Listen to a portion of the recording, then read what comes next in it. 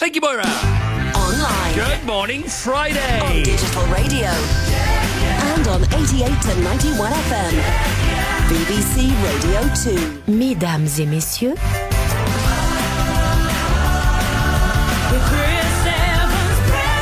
6:32. Thanks to Lady V and her new team of chaps. It's the most wonderful time. Yes, the most wonderful time. Oh, the most wonderful time of the week.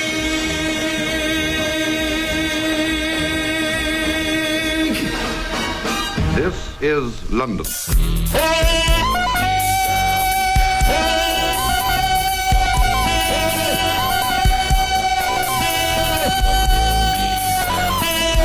Happy Friday, everyone.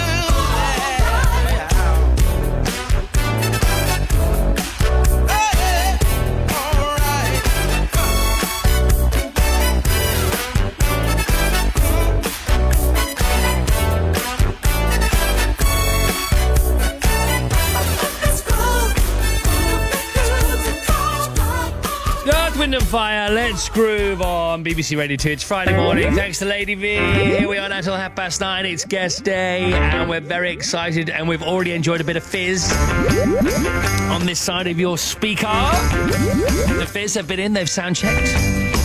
They're sounding fabulous. Magnificent Matt is here as well. Looking fab, as always, but now we know why, because he spins. He was a secret spinner, but not anymore. Taking your text now on 88.291 for the Good Morning Quiz Club. It's the final one of the week, and it's usually the busiest. This is usually busiest Monday, second busiest. Then Tuesday, Wednesday, and Thursday have a bum fight for the rest. Start your text with Good Morning Quiz and text the rainbow, please. Come on, make it colourful. It's Friday, everyone. It's Serious Jocking Day. All requests Friday. Tony Blackburn's Golden Hour. I'm already there. My head's already there. And it should be here. Oh, my goodness me, what's all this going to mean? Jumping Jimmy Flash is delving deep into the email inbox. Crystal Evans at bbc.co.uk. Marvellous Mirror is all over the calls again with her Madonna headset on. Super Steve is back meeting and greeting our superstar guest before he goes off to the world of podcasting. Good for him. It's the future. Moira's using Vasa Sporting. Lynn is travelling. Big guys balancing the Brekkie Show sounds and threatening to get naked. More about that in a moment. Honestly, he is. And I can understand why. Miss Ellie at the helm, producing the show and trying to persuade Big Guy not to do what I've just said he may well be doing. Because there's an issue with the thermostat in the control room. 24 degrees and rising. We are searchlights we can see in the Too early for an ice cold beer? Has been known. We are rockets pointed up at the stars. What kind of mood am I in? We are billions of beautiful hearts. And you sold us down the river too far. What about us? What about all the times you said you had the answers? What about us? What about all the broken happy ever afters? What about us? What about all the plans that ended in disaster? What about love? What about trust? What about us? We are problems that want to be solved. We are children that need to be loved. We were willing, we came when you called. But man, you fooled us. Enough is enough. Oh, what about us? What about all the times you said you had the answers? What about us? What about all the broken happy ever afters? Oh, what about us? What about all the plans that ended in disaster? Oh, what about love? What about trust? What about us?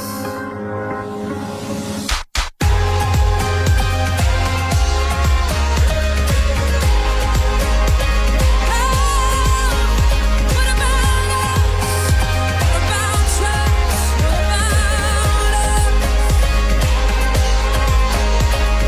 Sticks and stones, they may break these bones, but then I'll be ready. Are you ready? It's the start of us waking up. Come on.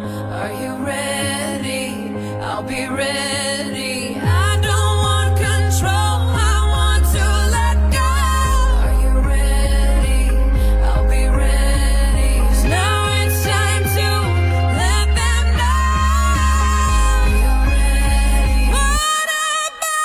What about us? What about all the times you said you had the answers? So what about us? What about all the broken happy ever afters? Oh, what about So I've just checked, and all the team could go a beer now. us? An ice cold beer. We haven't got a problem. We don't have a problem. It's all right. Well, it's Friday, and if somebody brought in a tray of ice cold beers, frosted around the edge, as they often are, well, the best ones at least, with a few nibbles, we could go there. It's not an issue, that's not a problem. We could... One or two before 9:30 wouldn't do any harm. Anybody else go up here now? Text us 88291. I mean, obviously don't, Well, you can, I suppose. It's up to you. I don't know, it's up to you. Anyway, good morning, Chris. Please going to be in the club. Been up since 1:50 a.m, unable to sleep, so binge watched the last 3 episodes of Season 5 of Walking the Dead. Or The Walking Dead, rather. Got about another hour until the rest of the family get up, says Mandy Harris.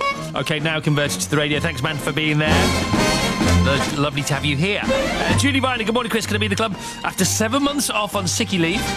I'm finally back to work today. Bit of a shock to the system having breakfast with you at 6:30. But the show's kept me going during my layoff. Well, Julie, welcome back. I would hate that. I bet you're so glad to get back to work, aren't you?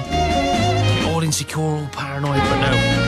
Hope they welcome you back with open arms. Right, Matt from Liverpool, can I be in the club, please? I've just finished my night shift building cars in Liverpool. I'm looking forward to a little bit of a sleep, followed by seeing my folks and having a pint with my dad in his local. Good for you.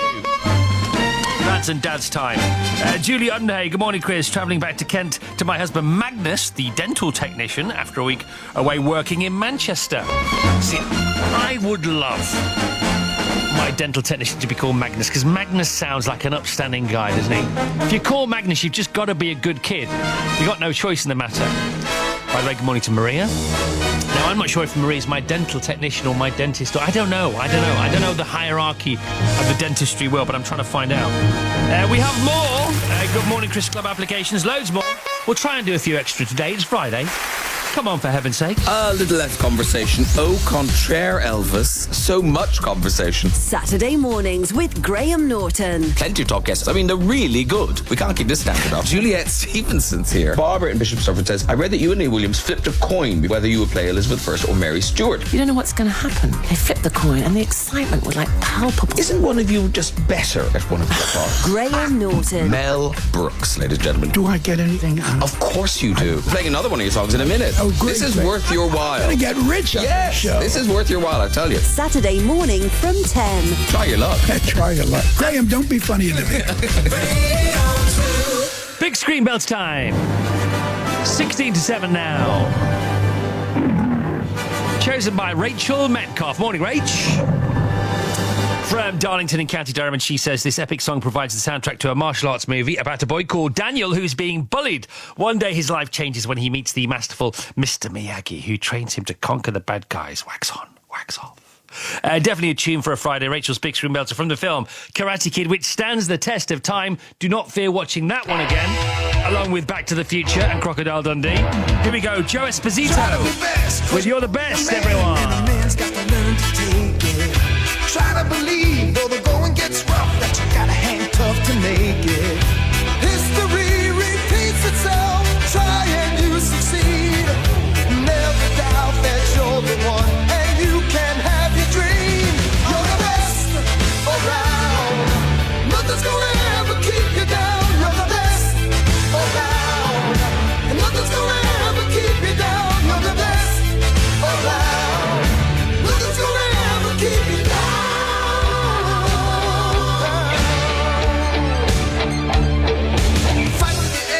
Your life will depend on the strength that you have inside you. I gotta be proud, standing out in the crowd with the odds in the game defy you. Try your best to win them all, and one day time will tell. When you're the one left standing there, you've reached the final bell. You're the best around, nothing's gonna ever keep you down. You're the best around, nothing's gonna ever keep you down. You're the best.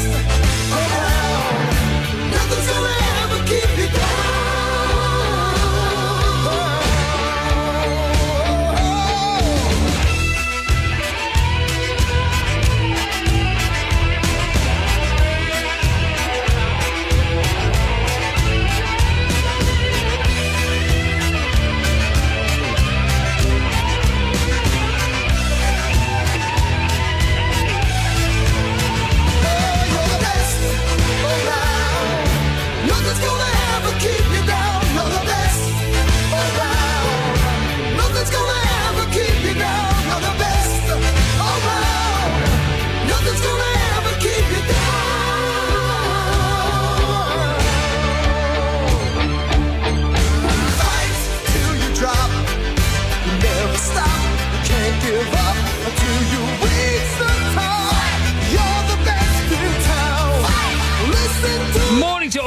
dentistry people. Mid-level, dental assistants, dental hygienists, dental laboratory technicians. Morning, Magnus again. At the doctorate level, you're going for general dentist, orthodontist, periodontist, and top of the pile, oral and maxillofacial surgeon. I know, Lynn. How about that? Oh, that's good stuff. I want to be one of those for a day.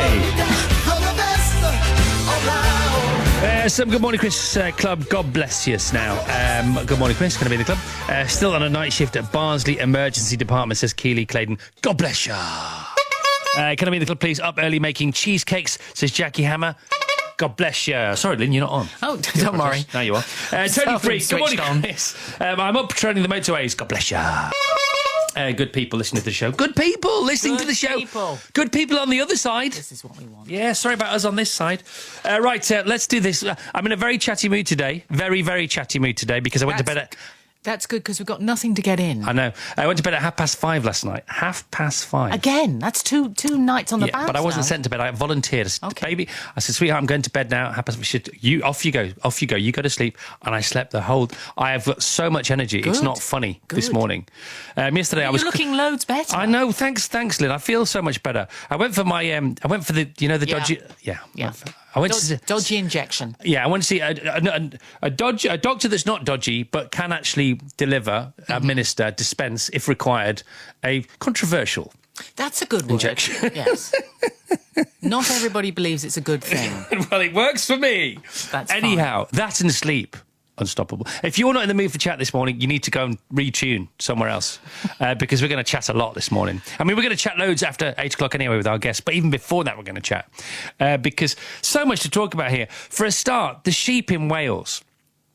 What's wrong with the sheep? Don't start. There's nothing wrong with the sheep in Wales, all but right, there are fair so many of them. So Steve said as well... 8 or 9 million, I think. Well, aren't Steve said as one of his factoids on Tuesday, it is true there are more sheep in Wales than people. And I thought, but there must be 3 or 4 million people in Wales. Yeah. There can't be that many sheep in Wales. Not that many million sheep. Well, it turns out there are... At the last census, there were 3,026,000 people. And you do have a sheep census in Wales as well. Of course. And currently there are 9.81 million sheep and lambs in Wales. But there's gonna That's be, unbelievable. Yeah, but there's going to be a lot in England and in Scotland as well. Well, why don't we see more of them then? I don't know. We should all They're see lots of hiding sheep them. every day. They're hiding. But if you cross over this Severn Bridge, right, and you go into Wales, you don't see any sheep for ages. But if there are 10 million, you'd think they'd like be in the middle of the road, on rooftops, in car parks. Oh, someone stop him! There's Well, lots you would of though, hills. wouldn't you? There's lots of I know, hills, and I they're know in the there's hills. They're not. They what sheep do well is there we go. Is they turn moderate or marginal land into meat. That's what they do. And the land around the Severn Bridge isn't that marginal, I wouldn't have said. It's like the way you say that. They turn marginal land into meat. But surely I would just expect to see more. I've been to Wales, sometimes for 2, 3, 4 days, not seeing a single sheep. Well, you're having no fun then. You're right. And I wasn't. And I should have had some more. Love a sheep. Bring on the sheep. I can't believe that. Well done, Wales, for having 9.81 million sheep. That's 3 sheep per person. I want to know how many sheep there are in England then, and also in Scotland. All right. There are loads in there. Well, I bet don't there's know. loads. I'll tell you what, I don't know who's counting these sheep, but they must be sleeping very well Very at night. well. And there's a whole thing about sleep in the papers today. About there? They say, what is the secret to happiness? And they say there's this and there's that. There's contentment and friendship and there's doing things for other people and putting other people first. But actually, the number one thing to send you off in the right direction as far as happiness is concerned is decent sleep. And what they've done today in the Mail, double page spread of well-known people. And how they get to sleep, or how some of them don't get to sleep. It's very interesting. Yeah. Anyway, so... You go to bed at 5:30 By the way, now. none of that is what I want to talk about. This is how... What? Oh, flipping heck. Okay, all right, we've got to get some travel, haven't we? come on. Look, we would save money if we play less records. Go on then. Thank you. A74M southbound, it's closed. There's been an accident. Junction 18, Lockerbie to 19 at Ecclefechan. North Yorkshire, A1M northbound, closed-bound accident between Junction 48 and 49, Borough Bridge through to Dishforth. Reports of an accident on the M1. Now, this one's northbound at Junction 16, which is Northampton. Got a breakdown on the M25 as well, anti-clockwise after Junction 26, Waltham Abbey, one lane closed. And on the trains, Southern services between Eastbourne and Lewis have delays of up to 20 minutes following an incident. I'm back with more in half an hour. None of of that was what I intended to talk about. There's so much to chat about today. I'm going to go to bed at 5:30 every night. I'm not sure I can stand Yeah. it if you The do. producer's just gone on knee saying, please God, no God. Please God, I'll do Come on, it. keep him I'll up. be a really good mum. Please, just don't let him do that. We like him tired. Now I'm rising from the ground, rising up to you. Filled with all the strength I find, there's nothing I can't do.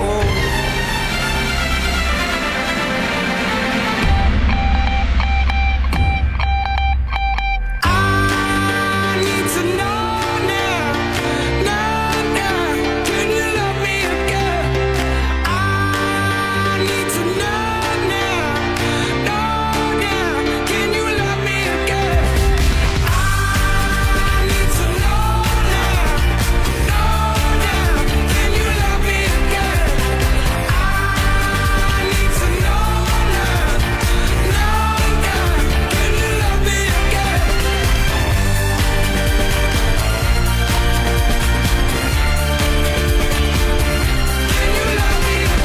It's unforgivable. A stolen burnt your soul. Is that what demons do? They rule the world to me, destroy everything. They bring down angels like you. Now I'm rising from the ground, rising up to you. Filled with all the strength I found, there's nothing I can't do.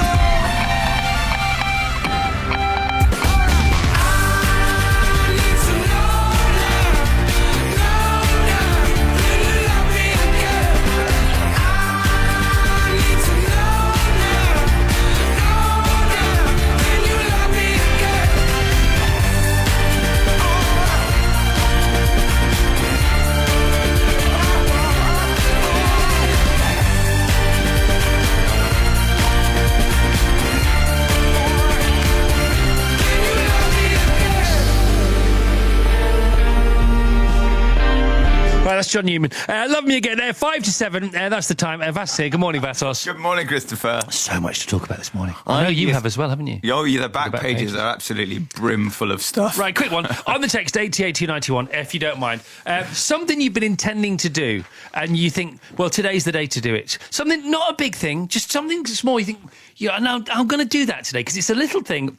And it doesn't have to be getting on your nerves or nagging at the back of your mind. Just something that you've been intending to do that when you do it, you think, yes, that's just made the whole world a little more sort of level.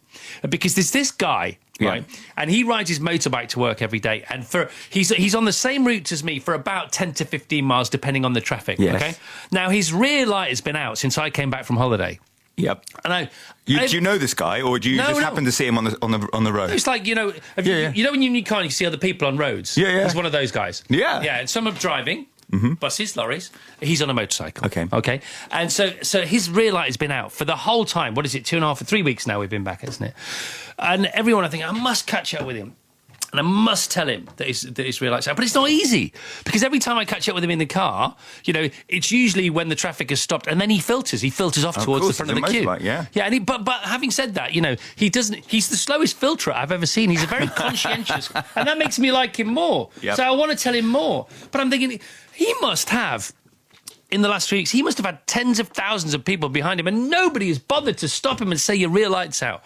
And, you know, sooner Bobby's going to pull him up and may hopefully not do him, but, you know, he's going to have a word with him, and that'll panic him. And so today I tried to do it, but I still failed. But that's the thing that I really want to do, so I tried. And there was one other thing I wanted to do as well, but I've now forgotten what that is. And maybe that's why I never get to do it, because I only think about it on the way to work, and then when I get here, everything else takes over. How are the back page? Well, the back pages, they're hard work this morning. I've had to delve quite deeply to find you. Basically, the back pages are summed up by the Telegraph story of the England Cricket One Day International yesterday, which was basically called off too soon. They could have started play at 5:58. They called off the game at 4:15, which precise moment it started becoming sunny, and it looks like they could have finished the game. Can't you uncall it off? No, I don't think so, because everyone's gone home then. Oh, right, I see. Yeah. We have Gareth Barry. I like this. He is going to take Ryan Giggs' record for most Premier league appearances when he starts for West Brom at Arsenal on Monday, and he's being interviewed about it, and the text comes in from Ryan Giggs saying, do you know that there was actually football before the start of the Premier League, and I played in something called the First Division. So even though you're taking my Premier League record, the actual overall record, you're still a little bit short of. Technically. Yeah. And how about this? Tennis are having a go. You've got to say, well done, tennis. We have the new rules. You're right to your tennis at the moment, aren't you? Yeah, well, there's not a lot else. There was cycling yesterday for about 5 minutes, I remember. So there's the Ryder Cup of tennis. This is a Roger Federer thing, and it starts today in Prague. And everyone's saying it's honestly, we're taking it seriously. Is that what it's called, the Roger Federer thing? Yes. Excellent. Good title. I won the Roger Federer thing. Yeah. Congratulations.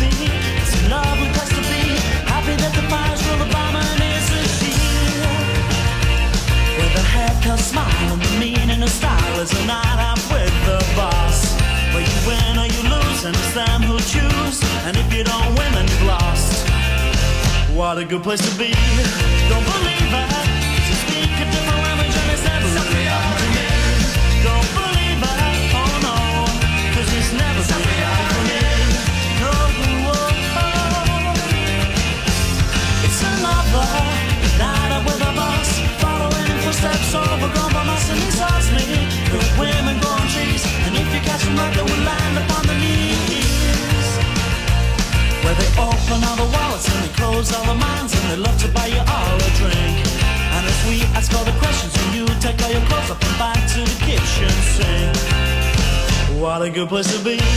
Don't believe it, 'cause you speak a different language and it's never really happened to me. Don't believe it, oh no. It's never been happy for me. No,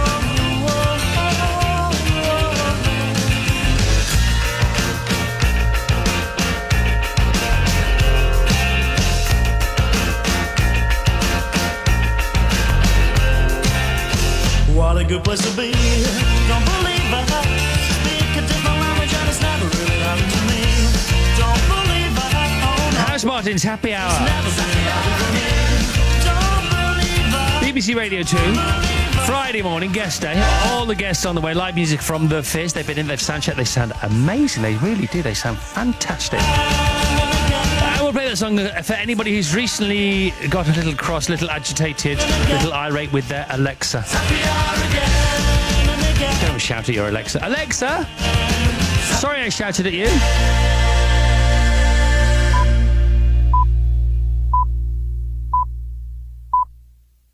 Anybody thrown Alexa across the room yet? In a fit of pique? Tell us all this and more as Moira delivers the news. It's 7 o'clock. This is Radio 2. BBC News at 7 o'clock on Friday, the 22nd of September. Good morning. Theresa May is to tell EU leaders they have a duty to ensure the Brexit talks succeed. A top police officer has warned that the huge counter-terrorism effort is putting unsustainable pressure on other areas of policing. And North Korea's leader has described President Trump as mentally deranged. Theresa May will today set out proposals for ending the stalemate in the Brexit negotiations. She'll use a speech in Florence to ask EU leaders to agree to a 2-year transition period after March 2019, during which Britain would pay Brussels £18 billion. From Florence, our political editor Laura Kunzberg. There is hope in government circles that today's offer could unblock the Brexit negotiations. There are also expected to be additional guarantees for EU citizens in Britain that could help, before the two sides are due to sit down again for official talks next week. But Theresa May's plea to EU leaders that they have a responsibility to work for a deal could cause frustration. For many round the continent, it is for Britain to show a fuller hand. But Theresa May has had to work to keep her cabinet together, even thus far. Banks and building societies are to carry out checks on 70 million current accounts from January as part of the government's plans to crack down on illegal immigration. They'll check account holders' details against a database of people who are living in the UK illegally. The body that coordinates police forces' response to terrorism in England and Wales has warned that pressures on policing are not sustainable within existing budgets. The head of the National Police Chiefs Council, Sarah Thornton, said the counter-terrorism policing budget was being cut and neighbourhood policing would suffer as resources were switched to deal with the growing terror threat. One of the things that we absolutely value as part of our fight against terrorism is having neighbourhood policing officers who are out there in neighbourhoods, building relationships, talking to the public, picking up bits of information, bits of intelligence. If we don't have that footprint, and we're very worried that that has reduced over the last few years, then we won't pick up that information. The Home Office said it was sensitive to the pressures on police forces and was in discussions with them about the problems.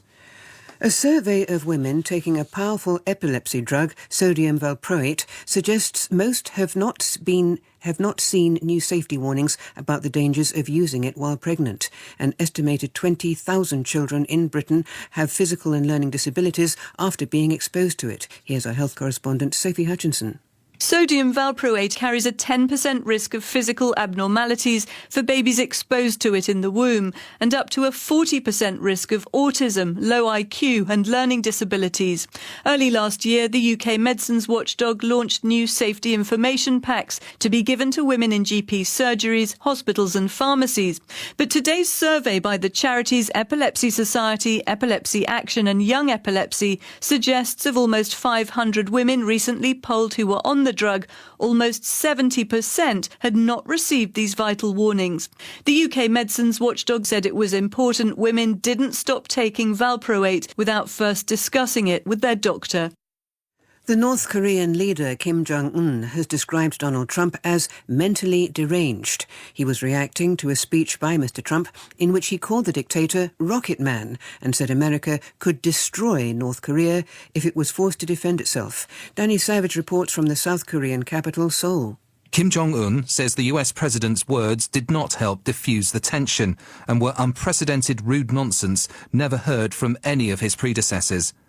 Referring to what's believed to be his nuclear weapons program, he adds that instead of being frightened or tempted to stop, he will follow that path to the last. The North Korean leader states he's now thinking hard about a response, accuses Mr. Trump of being a mentally deranged rogue gangster, and finishes by threatening to tame the US with fire. The chief executive of Facebook, Mark Zuckerberg, has said he'll give the US Congress details of 3,000 political adverts that were paid for from Russian accounts during last year's presidential election. The information will be handed to an investigation of alleged Russian interference in the campaign. Today's weather forecast, a chilly start to the day, followed by a warm sunshine across southern and eastern areas. A band of rain will spread from the west, affecting Northern Ireland, Wales, Scotland and northern and central counties of England. Top temperatures will range from 13 Celsius in the north to 19 in the south. BBC News, it's 7:05. Thank you, Maura. Good morning, good morning, good morning, good morning, good morning, good morning, good morning, good morning, good morning. Online, on digital radio and on 88 to 91 FM. BBC Radio 2. Ladies and gentlemen, this is your radio talking, and we want to wish you all a very happy Friday morning.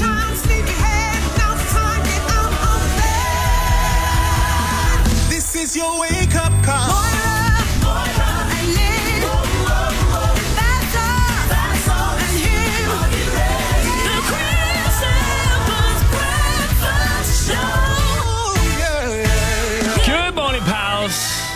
Welcome to your Friday the 22nd of September 2017. Very special today because representing Dorset, Maria Coulter is pulling on her eye patch and peg leg for Collegiate School's Pirate Walk 600 shipmates. We'll be following the treasure map from Sandbanks to Bournemouth to raise money for a good cause. Oh, what a wonderful route. So jealous of you guys. Representing Warwickshire now, Mark Samuel is polishing his armour, ready to reenact the Battle of Edge Hill. This group of history buffs are recreating the 1642 clash of the Cavaliers and Roundheads in full costume. And representing Glamorgan, Alison Jones is grabbing her guitar and quiffing her hair for the Porthcawl Elvis Festival.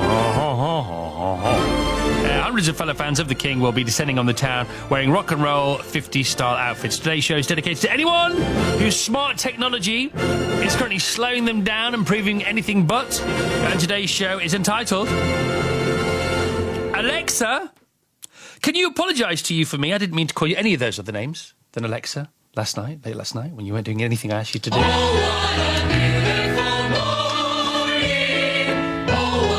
Chris, when you said Alexa off the wall, she started playing Pink Floyd. Well, it is Friday, Ian Williams from Scotland.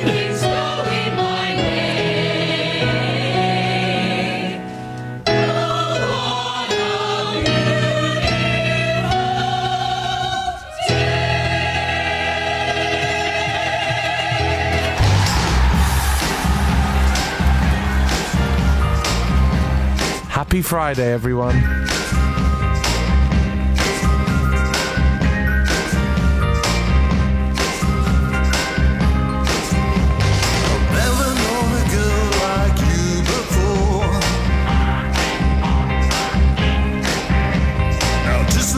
Song from days of yore. Here you come a knocking on my door. And I've never met a girl like you before.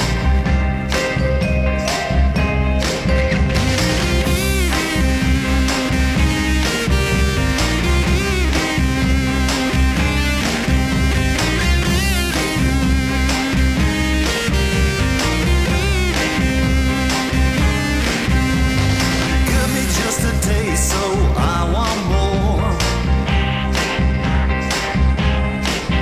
Now my hands are bleeding and my knees are raw.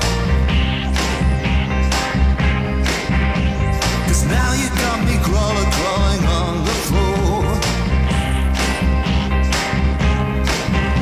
And I've never known a girl like you before.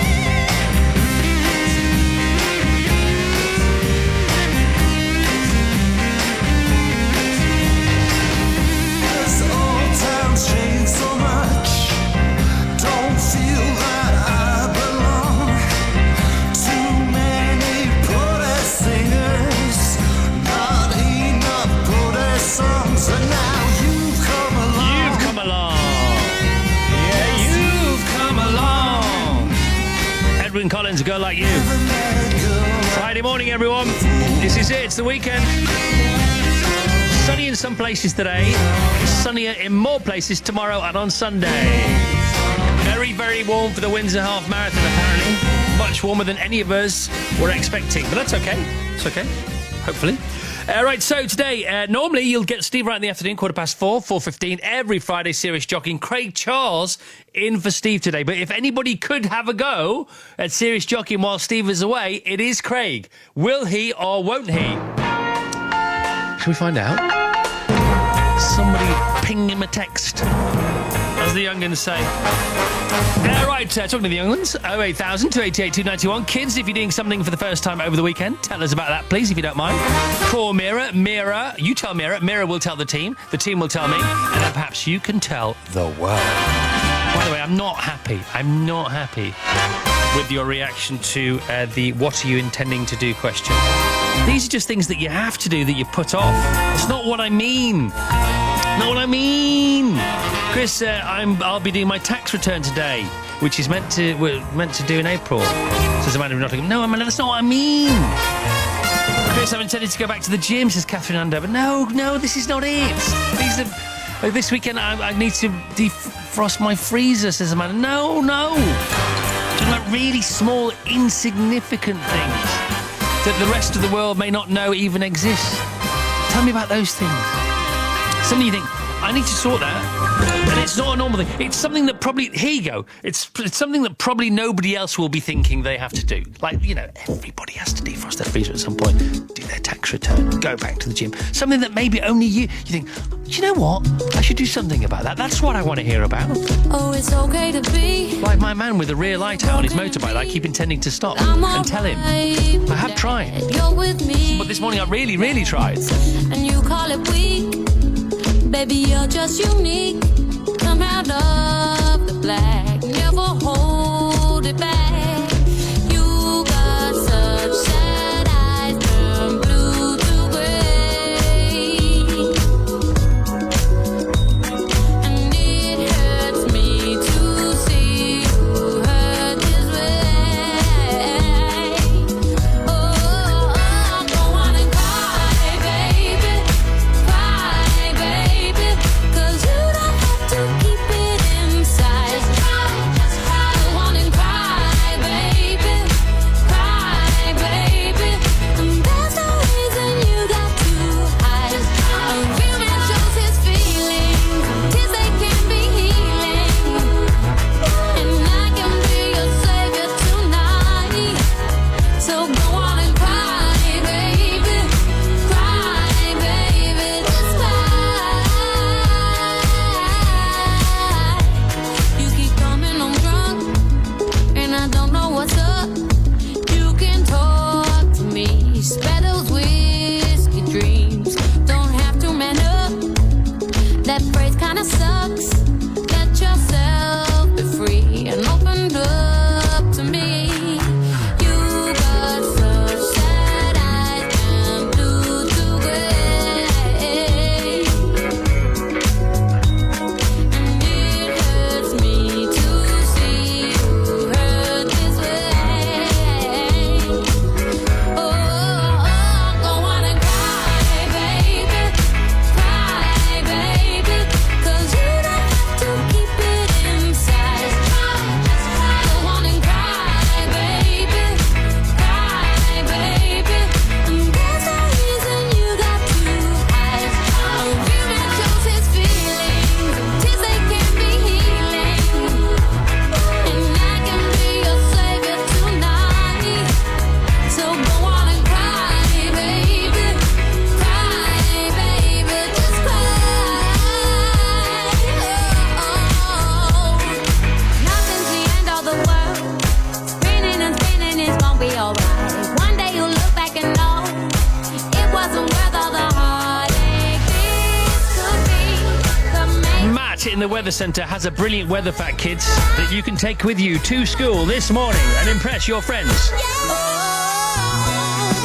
your classmates, teaching assistants, teachers, the deputy heads, the headmasters and headmistresses of the UK, the caretakers, the dinner ladies, all those good people. It's coming up in just 1 minute from now. In 45 minutes from now, Michael Sheen will be here. We love Michael Sheen. Talking to us live about his brand new movie, in which he stars alongside Reese Witherspoon. Also here, Martin Freeman and Tamsin Gregg, who are in a play together. Nigella Lawson. All these people live, actually with us live on the same show. Music from The Fizz.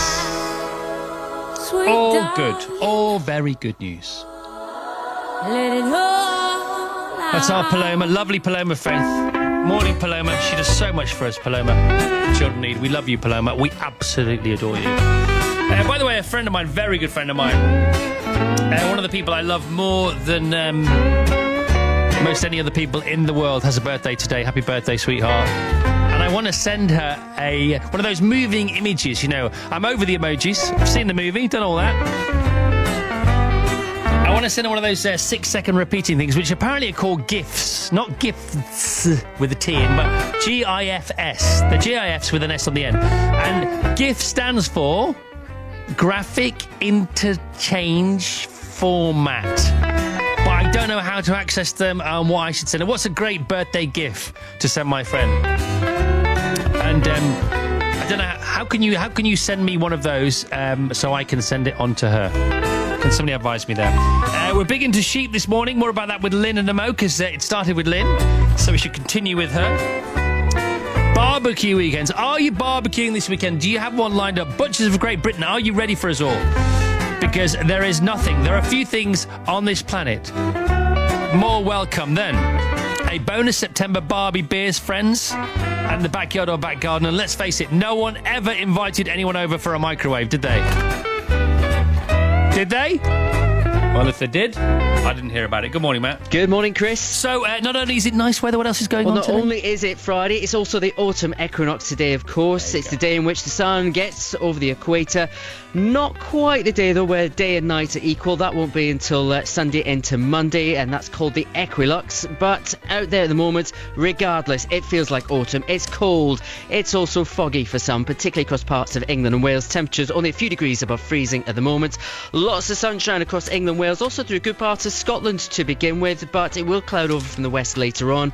If you're in East Anglia, South East England, the East Midlands, you'll stay dry all the way through until late evening. So a fine day for you. Highs of around 18 or 19. But across the north and west of England, including the West Midlands, also into Wales, we'll see outbreaks of rain gradually develop through the afternoon. Very light and patchy, not a huge amount of rain, but a different sort of journey home from work than you'll see on the way in. Temperatures around 15 to 18. Across Northern Ireland, we start with the rain, a particularly wet morning rush hour to come. That rain eventually easing off. So for you, your journey home from work will be much brighter than your journey in, with some sunshine around, a high of around 16 or 17. And across Scotland, after a bit of sunshine this morning, clouding over here, outbreaks of rain or drizzle, one or two avoiding it though, highs of around 15 or 16. As for your weekend, well, it will be warmer, not quite as chilly as it is out there this morning. Varying amounts of cloud, a little bit of sunshine at times. Sunday will bring some rain though out towards the western half of the UK, warmest in the east. Highs on Sunday in eastern England of 24. See what I mean? 24 degrees this Sunday. What the heck is going on there? If you have winterised your Barbie, you may want to think again. You know, the kids would love that. You know, if you put all the garden furniture away, you know, the kids are back at school and they thought, oh, summer's over. What are we going for now? Bonnie night, I suppose, and Halloween and then Christmas.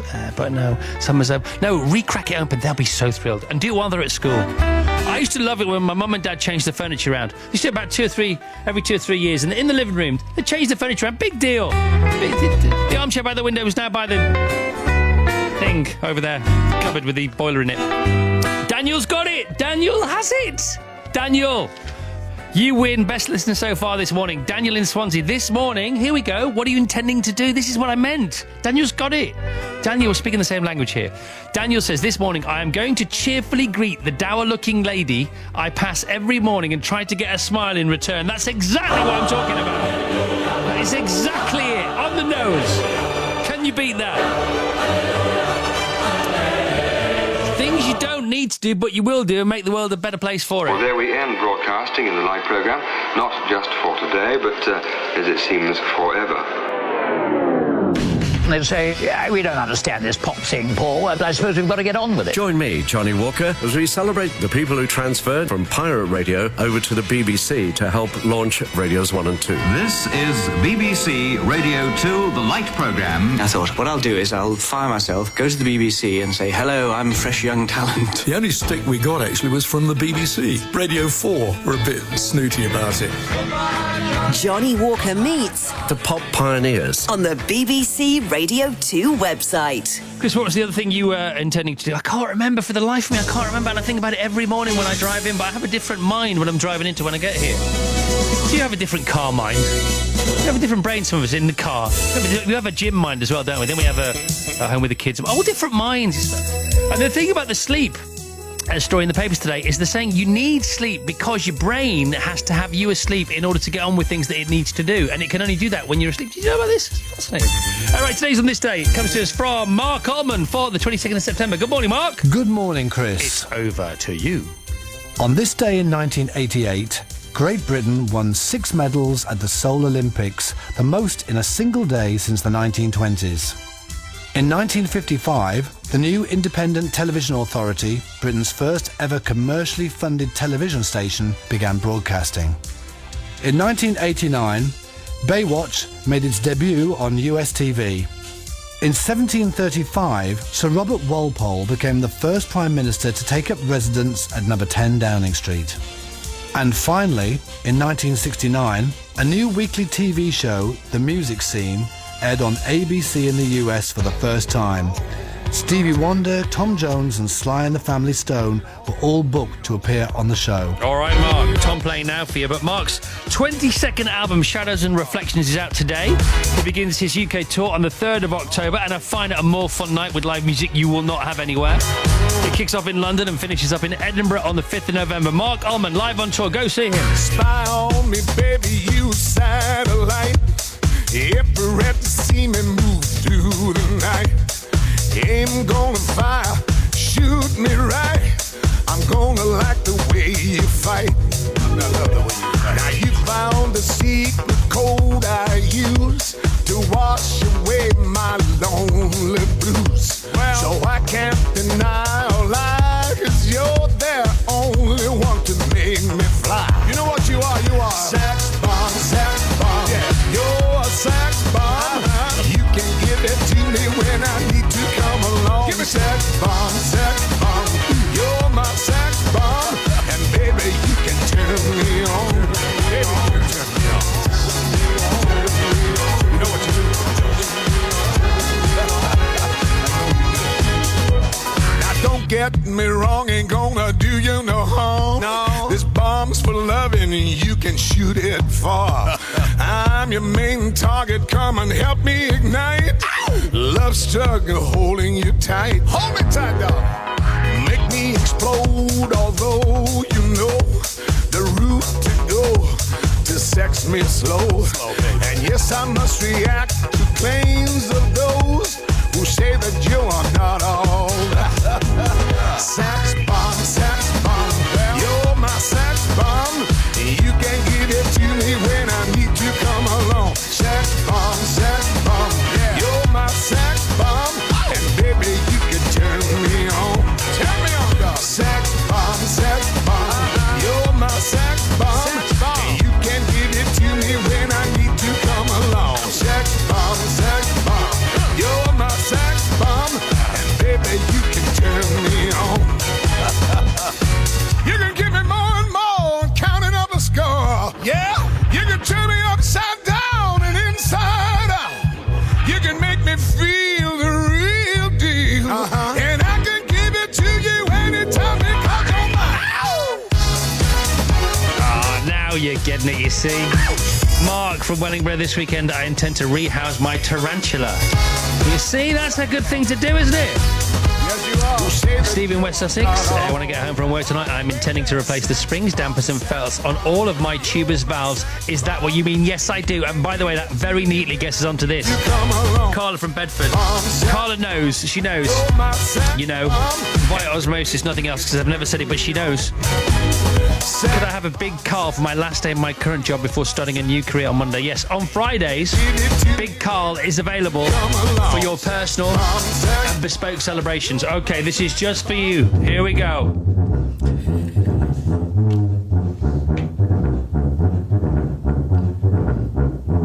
That's Big Carl, the biggest tuber in the world. He's available for bespoke dedications and bespoke celebrations. Lynn, I've just realised you didn't hear that because that was when you were away. Like, what is he doing? Who's Big Carl? Big Carl is the biggest tuber in the world. Well, it's a big tuber. Can you get Lynn a picture of Big Carl? I need a picture of Big Carl. This is just for you. You can have one yourself. Thank you.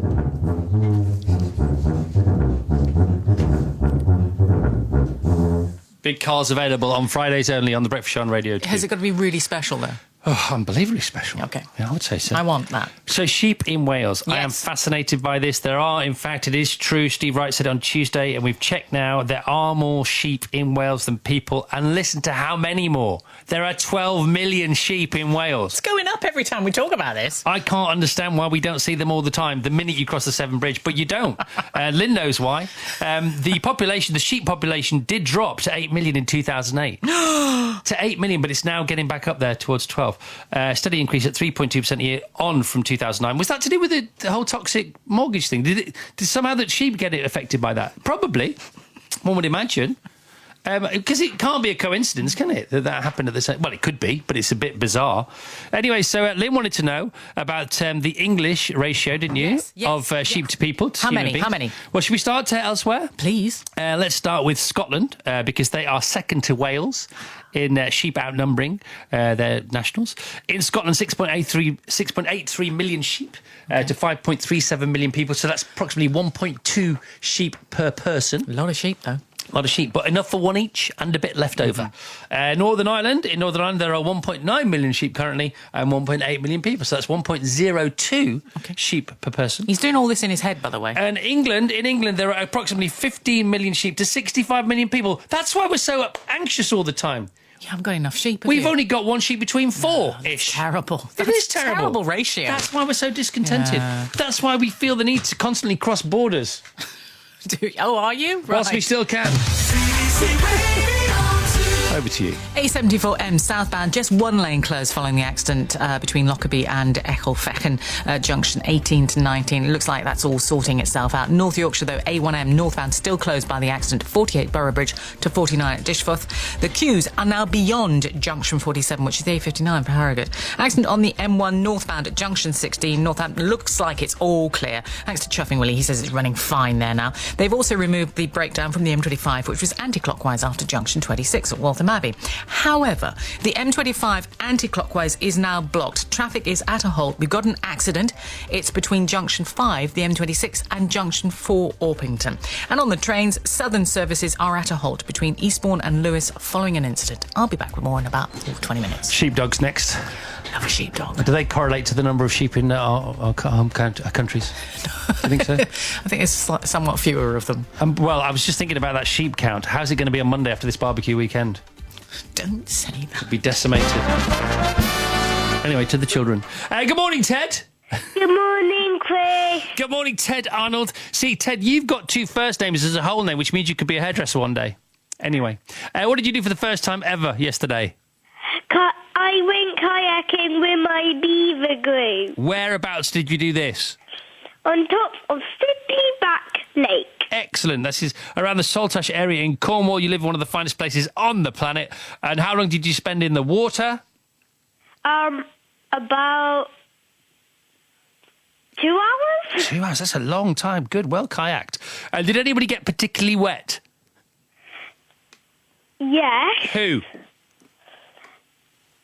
Oak Beaver. Who is Oak? Because she fell in 3 times. Did she?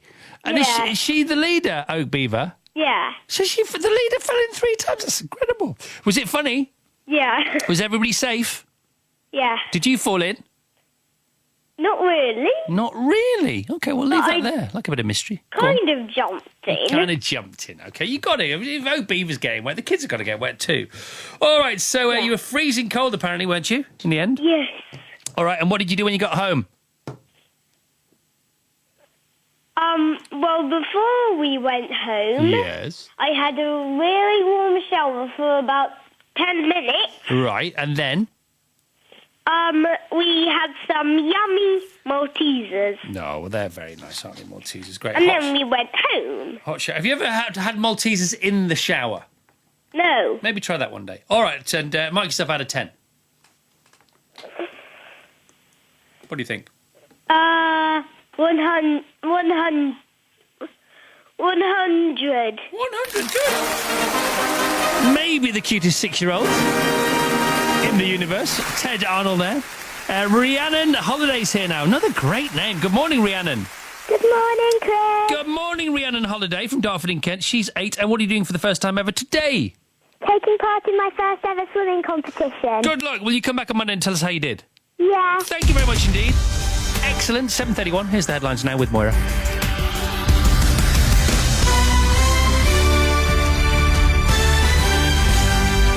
BBC BBC News. Theresa May will this afternoon tell EU leaders there is a shared responsibility to make Brexit work smoothly as she attempts to break the deadlock in negotiations. She'll use a speech in Florence to ask EU leaders to agree to a 2-year transition period after March 2019, during which Britain would pay Brussels £18 billion.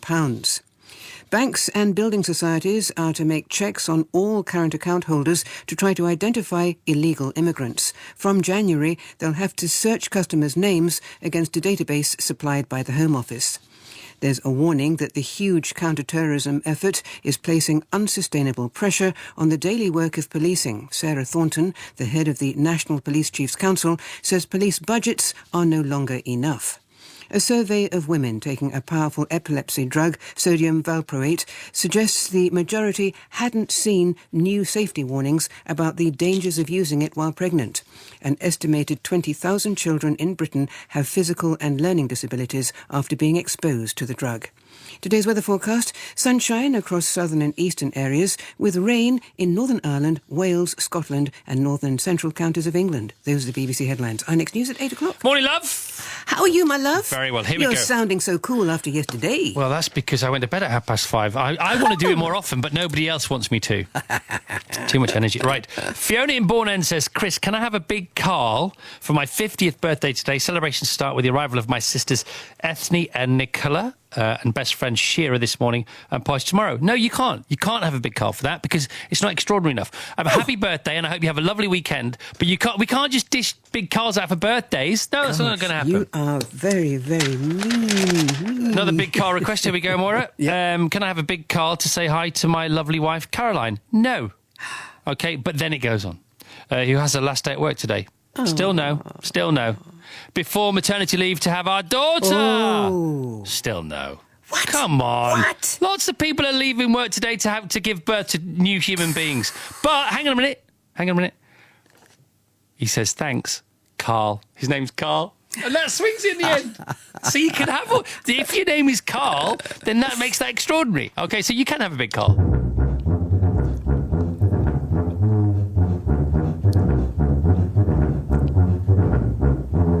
Okay, but we don't dish them out. Testosterone. Uh-huh. Okay, now can we have today's golden oldie, please? Thank you. It's chosen by Donna Wheelhouse from Leeds in West Yorkshire. She says, in September 1970, my father and I played this song on our trusty record player as my mum walked through the door with my baby sister in her arms. It became a family tradition to play it on Dawn's birthday as we grew up. And even 32 years later, when she brought home 2 little ankle biters of her own. The track that takes Donna back is Neil Diamond with Sweet Caroline. Right, now you know on a Friday if we play one sing-along, we have to play at least 2 more straight after it. So that's what we'll do. Happy Friday, everyone. This is BBC Radio 2. Thank you, Moira Stewart. She's amazing. Where it began, I can't begin to knowing, but then I know it's growing strong. Wasn't the spring, and spring became the summer. Who'd have believed you'd come along? Hand touching hands, reaching out, touching me, touching you.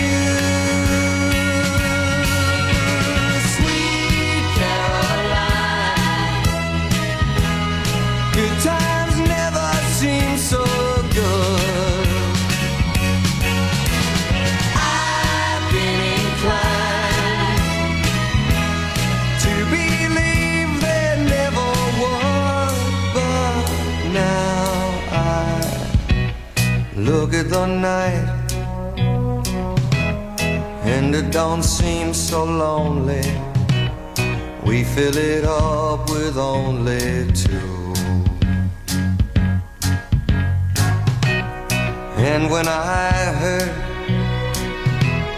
hurting runs off my shoulders. How can I hurt when holding you? Warm, touching warm,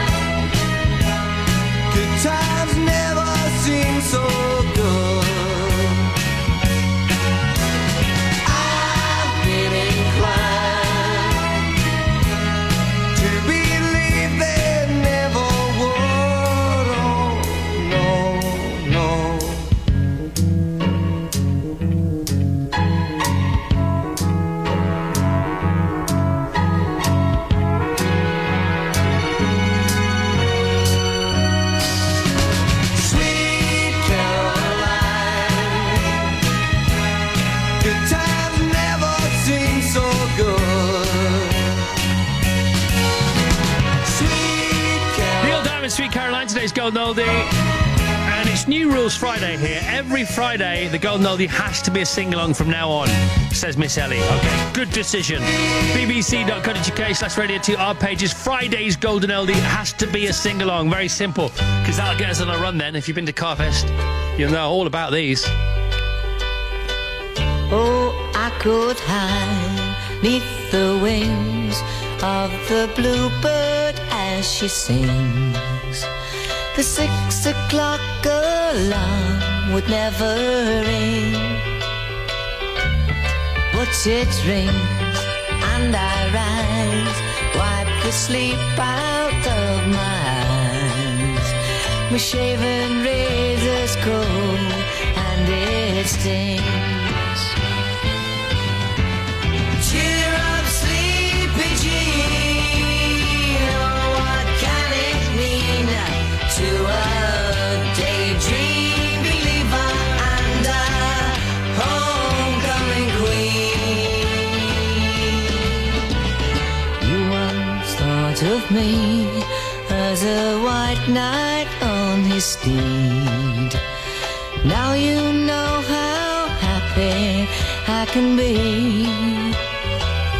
Oh, and our good time starts and ends without dollar one to spend. But how much, baby, do we really need?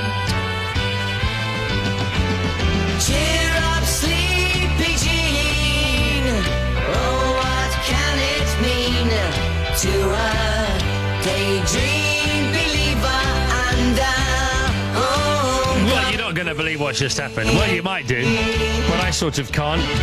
Nigella Lawson has just tweeted us with what she's going to bring in this morning. I have cake, Chris. Plenty of ginger in it for you. Well, I could do with some, to be honest. Those days are much missed. All right, the Monkees' Daydream Believer. Where are we going next this Friday morning? If you want more of this, Tony Blackburn's Golden Hour tonight, the fastest hour on radio, 7 till 8. It's fantastic music. Before that, All Request Friday and perhaps a 4:15 with Craig Charles. Serious Jockin'. Dare he go there this afternoon for Steve while Steve's away? We say, yeah.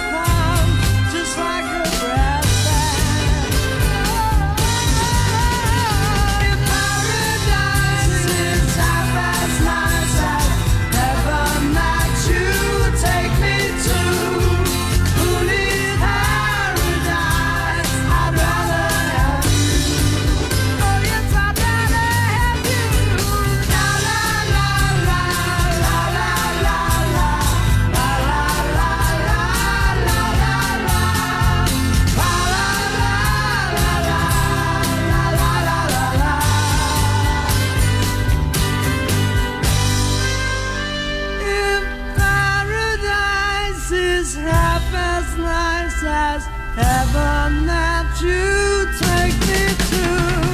Who needs paradise? I'd rather have you. Here's an offer an on-air offer to the management. When Steve's around on Friday, I am happy to stick around and do Serious Shocking. I am more than happy to while away the hours in central London, one of the greatest cities on the planet, and get back in here at 4:15 and bang on some Serious Shocking. I have all the stuff you need. I've got one of those. Serious Shocking. I got another one. Serious I got another one. Serious Shocking.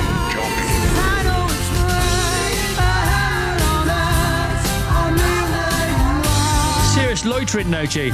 Honestly, I'd do it for you.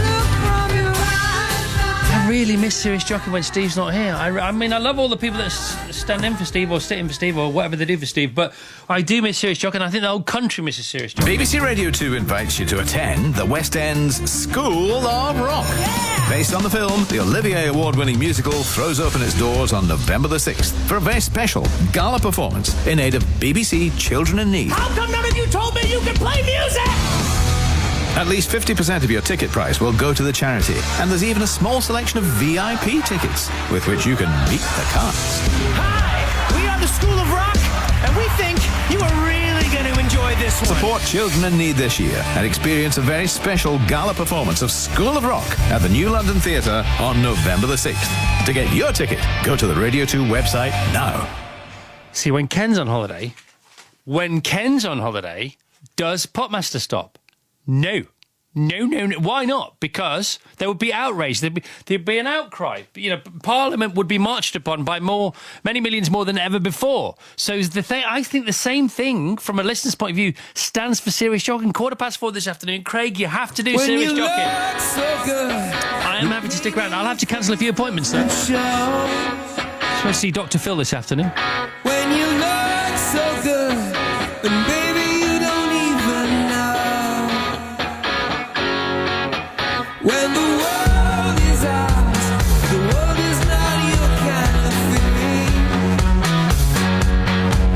Full of shooting stars, brighter as the vanishing ring. Oh, you've seen enough to know it's children who teach.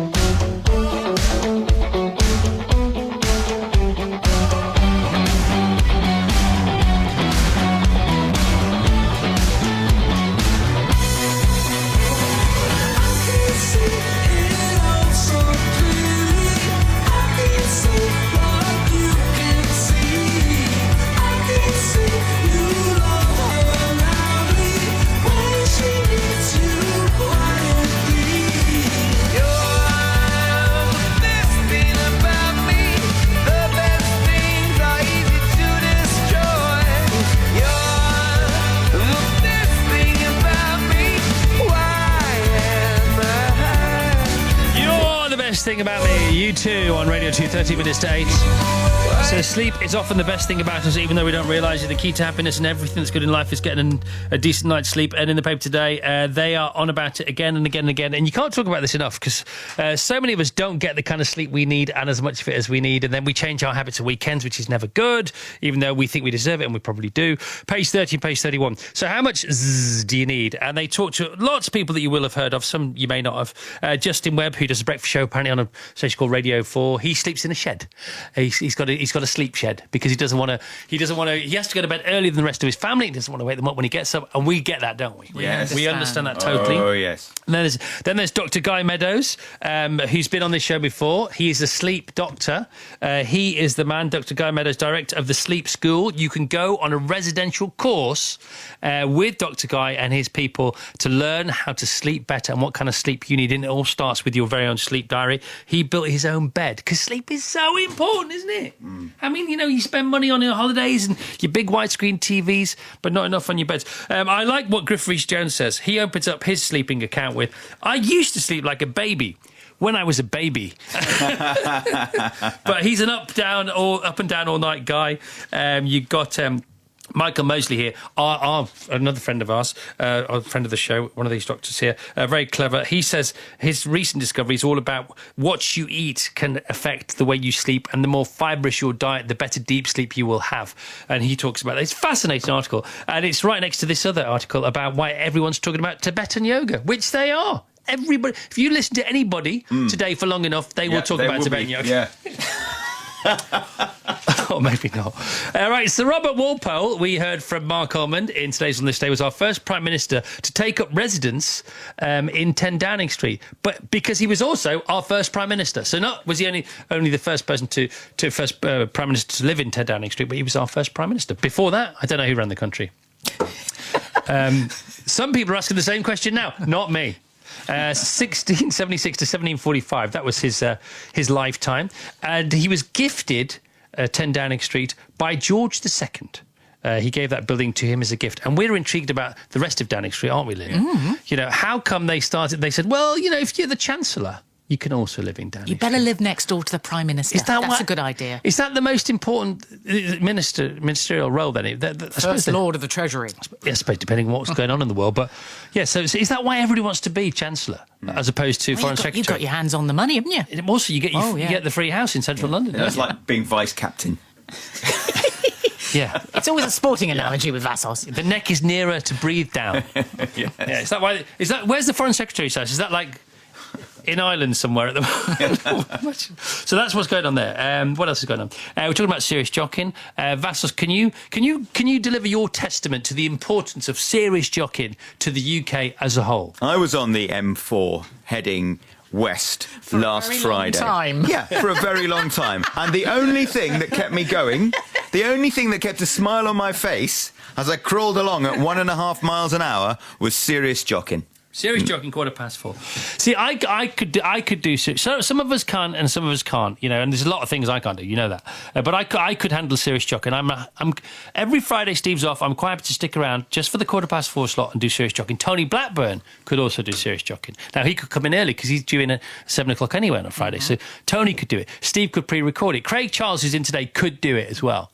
But I just think it's mad that we don't do serious jockeying when Steve's away. I know Steve wouldn't mind us doing it anyway. It's more of an internal thing. I shouldn't really be talking about it for about half an hour on the radio. Sport now. Do you know what? I keep meaning to feature the Thursday night Super League match on a Friday morning, prominently, but other stuff keeps getting in the way. Well, other stuff has largely put its feet up. So St Helens have all but sealed a place in the Super 8's playoffs. They won 30 points to 4 at Salford. Here is the Saints head coach, Justin Holbrook. Oh, look, we're obviously scrappy tonight, but I think overall really good. The way we defended again tonight and the way we've been defending is fantastic. We're working really hard for each other, and as I said, I think we've been outstanding, and that'll put us in good stead for next week. Next this morning, let's hear from Katrina Matthew, one of the proper greats of European women's golf, and as of yesterday, Europe's next Solheim Cup captain for Gleneagles 2019. I'm delighted, actually. I mean, they asked me last week, and, it's been tough to keep it under wraps, but a great honour, and especially, to be in Scotland as well, at Gleneagles in my home country is, is just a dream come true for me. Elsewhere, Justin Rose is 4 shots off the lead at the season-ending PGA Tour Championship. If he wins $10 million. And speaking of mega money, the story on most of the back pages in England this morning, Chelsea have finally agreed to sell Diego Costa, who wants to leave and doesn't get on with the manager. He will head to Atletico Madrid in January for almost 60 million quid. Pat Nevin, former Chelsea striker, are Chelsea doing the right thing? You couldn't really see a way back for Diego Costa with how far it had gone, and particularly the fact that he'd stayed over in Brazil. Obviously him and the manager hadn't got on at all, and it would not to put too subtle a point on it, I don't think he would be fit for Saturday. I think a little bit of weight needs to be lost. Pat Nevin. Motherwell have set up a League Cup semi-final with Rangers thanks to a 3-0 win over Aberdeen. And the second one-day cricket international between England and the West Indies was a washout, but it turns out they may have cancelled it too early. As soon as they did, it basically stopped raining in Nottingham. Right, we know there are more sheep in Wales than people to a ratio of about 4-1, just over 4-1, which is impressive, but no news on sheepdogs yet. No, and butchers. One would imagine there were more butchers in Wales than anywhere else, but no. If anyone would know, Lynn would know. North Yorkshire, A1M. I'm doing the traffic at the moment. Northbound is closed by an accident. Junction 48 to 49, Boroughbridge to Dishforth. Those queues are beyond Junction 47, which is the A59 for Harrogate. Just outside Grimsby, there's been an accident on the A180. Traffic at a halt in both directions at Great Coates. That's very near the A1136. South of Manchester, M56, that's busy. Eastbound towards Manchester Airport area. It's kind of Junction 6 area. From before Junction 8 at Bowden. M25 still closed anti-clockwise. There's an accident between Junction 5 and 4. M26 through to Orpington. Thanks to Paul for his call. I've got reports of an accident as well on the M5 if you're travelling south. This is after Junction 13 Stroud, but before you get to the Michael Wood services. Thanks to Richard for his call. And on the trains, Southern services are at a halt between Eastbourne and Lewis following an incident. They are now running a bus instead. Back with more in half an hour. Serious Jockin'. All right, I've started a petition. It's a website. It's called justjockin.co.uk. You need to sign up now for it, please. Thank you. The Indians send signals from the rocks above the pass. The cowboys take position in the bushes and the grass. The score is with the corporal, she is tied against a tree. She doesn't mind the language, it's the beating she don't need. She lets loose all the horses when the corporal is asleep. And he wakes to find the fire's dead and arrows in his axe. And Davy Crockett rides around and says it's cool for cats, it's cool for cats. The Sweeney's doing 90 cause they've got the word to go. They get a gang of villains in a shed up at Heathrow. They're counting out the fivers when the handcuffs lock again. In and out at Wandsworth with the numbers on their names. It's funny how the missus always looks a bleeding sane. And meanwhile at the station there's a couple of likely lads who swear like how's your father, and they're very cool for cats, they're cool for cats. Change the mood a little, I've been posing down the pub. I'm seeing my reflection, I'm looking slightly rough. I fancy this, I fancy that, I wanna be so flash. I'll give a little muscle and I'll spend a little cash. But all I get is bitter and a nasty little rash. And by the time I'm sober I've forgotten what I've had. And everybody tells me that it's cool to be a cat, cool for cats.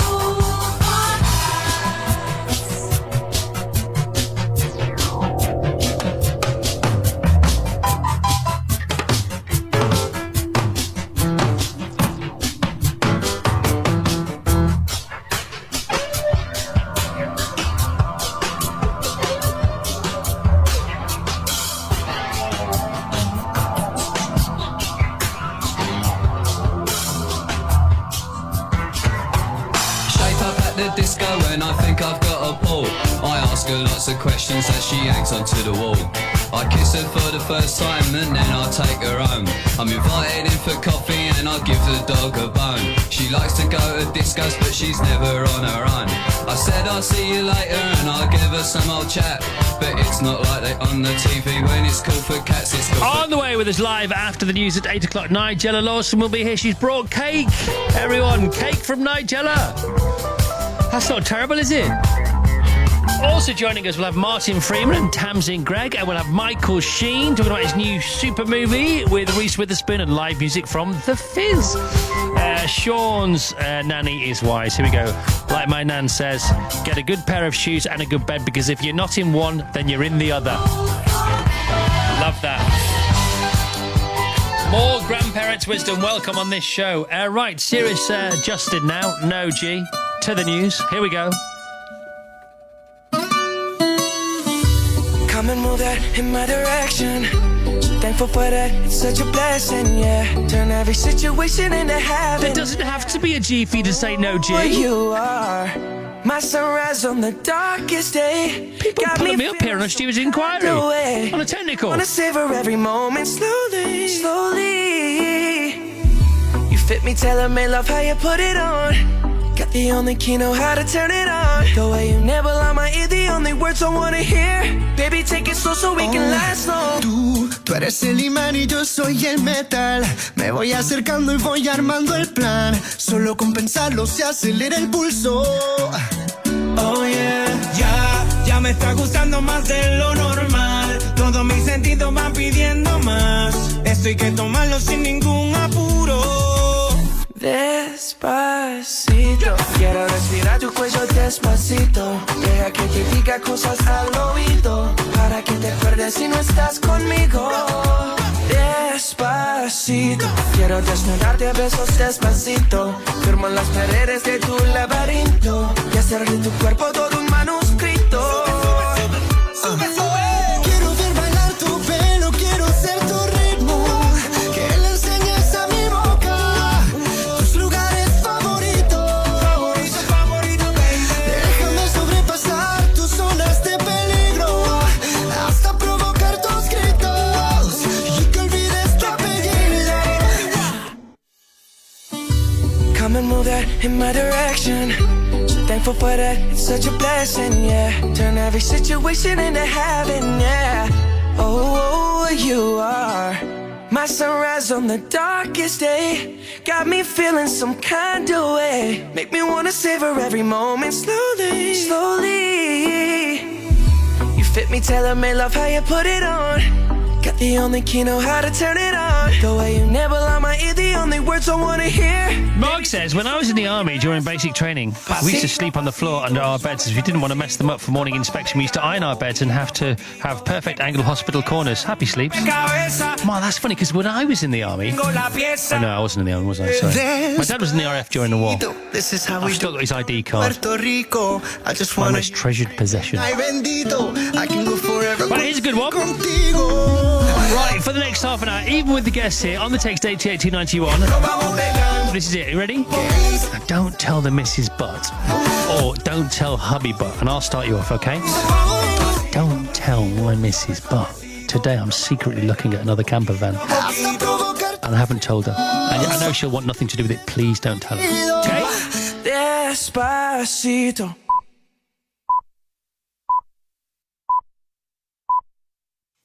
It's a vintage camper van. It'll probably break down all the time, but that's not the point. Please don't tell her. This is BBC Radio 2. We are online on digital radio and on 88 to 91 FM. All the guests and the Fizz on the way. And here's the news with Moira. BBC News at 8 o'clock on Friday, the 22nd of September. Good morning. Theresa May is expected to use a key speech on Brexit to promise additional guarantees for EU citizens living in Britain. A senior police chief says counter-terrorism operations are putting unsustainable pressure on officers' day-to-day work, and banks are to carry out immigration checks on every current account holder. Theresa May will argue in a speech in Florence today that both sides in the Brexit process have a profound sense of responsibility to get it right. She'll ask the EU to agree to a 2-year transition period after March 2019, in which the UK would hand over £18 billion to Brussels.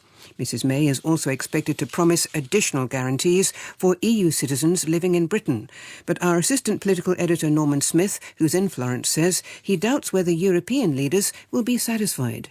I think the view of many EU leaders is it's still simply not enough. They argue we have long-standing, ongoing commitments to the European Union well beyond the 2-year transitional phase for pension liabilities, for loan liabilities, for long-standing projects. So the bill, they think, will be a lot bigger. And in terms of EU nationals, they will want specific, binding commitments.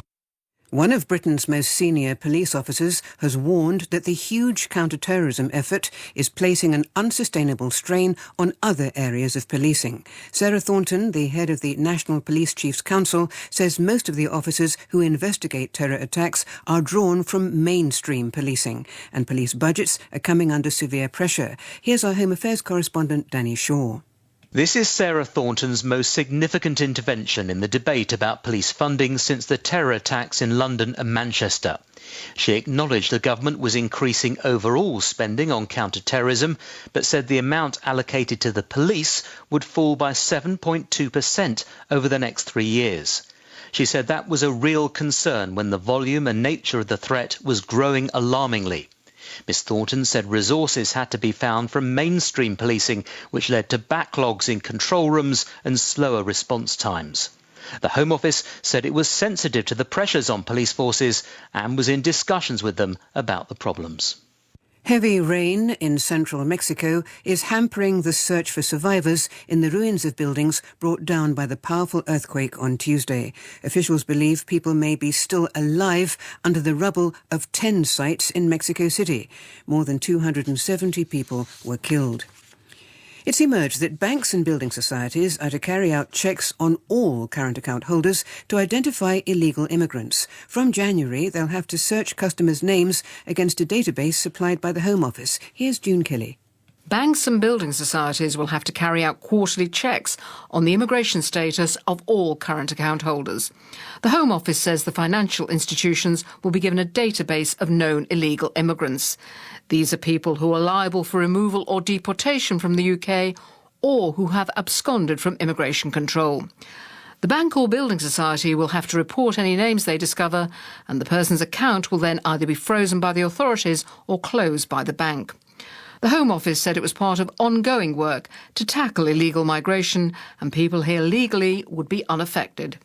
A man and a woman have been charged with murder after a badly burnt body was discovered in the back garden of a house in Southfields in southwest London. Police say they've so far not been able to establish the person's age or gender. Police in Australia have charged a man with assault after he allegedly headbutted the former Prime Minister Tony Abbott. Mr Abbott claims he was attacked because of his opposition to legalising same-sex marriage. The issue is currently the subject of a referendum in Australia. Supporters of same-sex marriage condemned the attack. Mr Abbott told reporters it showed intolerance towards those who are opposed. I worry about the brave new world of same-sex marriage if this is how some of the people who are most enthusiastically working for it are behaving in such a bullying and intimidatory fashion. Officials in Nepal have said they plan to check the height of Mount Everest. The world's tallest mountain is believed to be 29,029 feet above sea level, but recent earthquakes may have affected its height. The weather forecast around here, a chilly start to the day, followed by warm sunshine across southern and eastern areas. A band of rain will spread from the west, affecting Northern Ireland, Wales, Scotland and northern and central counties of England. Top temperatures will range from 13 Celsius in the north to 19 in the south. BBC News, it's 8:05. Thank you, Maura. Online, on digital radio and on 88 to 91 FM. BBC Radio 2. Here we go. Monday, Tuesday, Wednesday, Thursday, Friday. Monday, Tuesday, Wednesday, Thursday, Friday.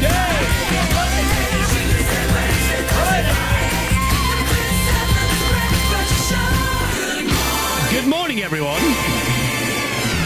It's Friday. How do you like your eggs in the morning?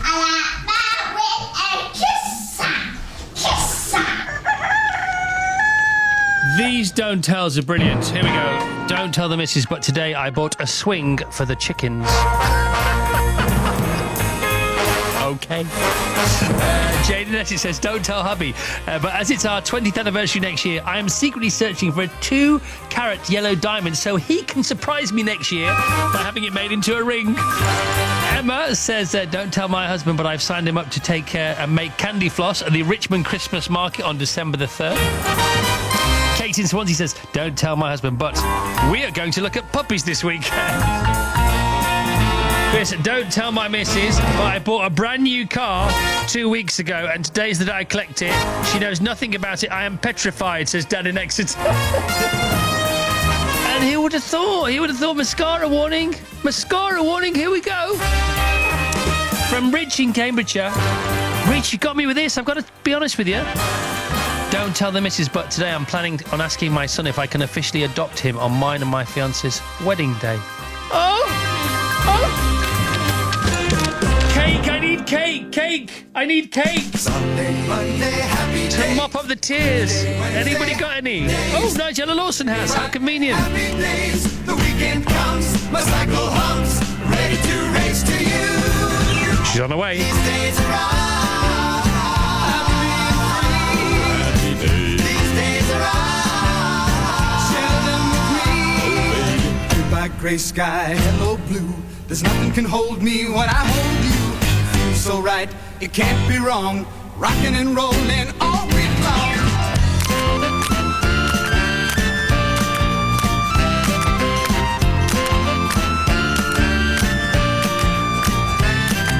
Sunday, Monday, happy days. Tuesday, Wednesday, happy days. Thursday, Friday, happy days. Saturday, what a day.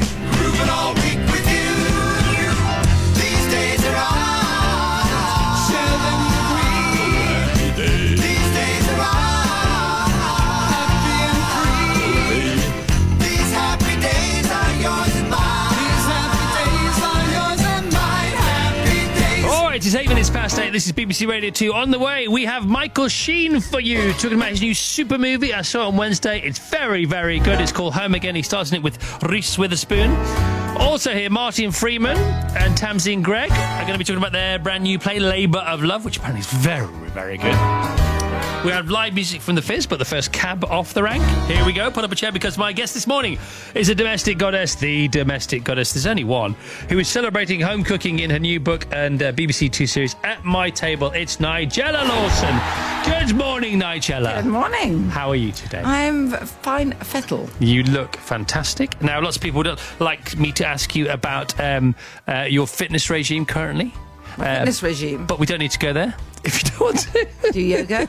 You do yoga. Now, people are talking about Tibetan yoga in the paper today. Okay. Everybody's talking about Tibetan yoga. What kind do you do? I do Iyengar yoga. Iyengar? And how do you pick yoga? Did you have a go of all of them and then plump for one? Sort of, but I just came across this one and it seemed quite... It's... I can't do all those flow ones. I get flustered. Ooh. The ones when you're meant to go into another position of flow. And it's quite easy for me. I'm hypermobile, so I do. Right. It's not very interesting, but anyway, so I quite easily damage my neck. Hypermobile? I don't know what that means even. It means that I can move my joints, all that like double jointed kind of thing. Sort of. Verging on that. On the way to being double jointed. Well, I don't know what it exactly means, but it certainly means I can move my arms and legs in ways that can hurt me unless I learn how to use muscles instead of joints. My joints move. Well, you look fabulous. You really do. That's good. And everybody's been talking about that. Now, you're back with things that may or may not make us look fabulous, but we'll have a jolly good time on the way regardless. We have the book here. It's At My Table. It's the same title as the TV show, which is on the way. It's coming in October. I tried to get to watch one, but it's not ready yet. Have you finished them all? Ish. Yes.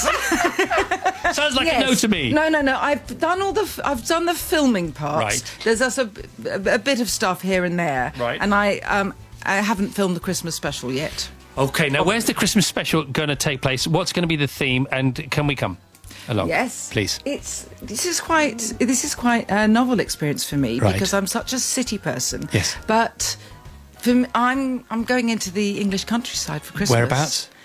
At a as yet undisclosed location, Chris. Will you have guests around? Because that's always nice, isn't it? Yes. I have friends there. That's nice. But I have friends there. But actually, having always felt, I need the city streets. Yes. I'm really beginning to feel, maybe it's an age thing. It probably is.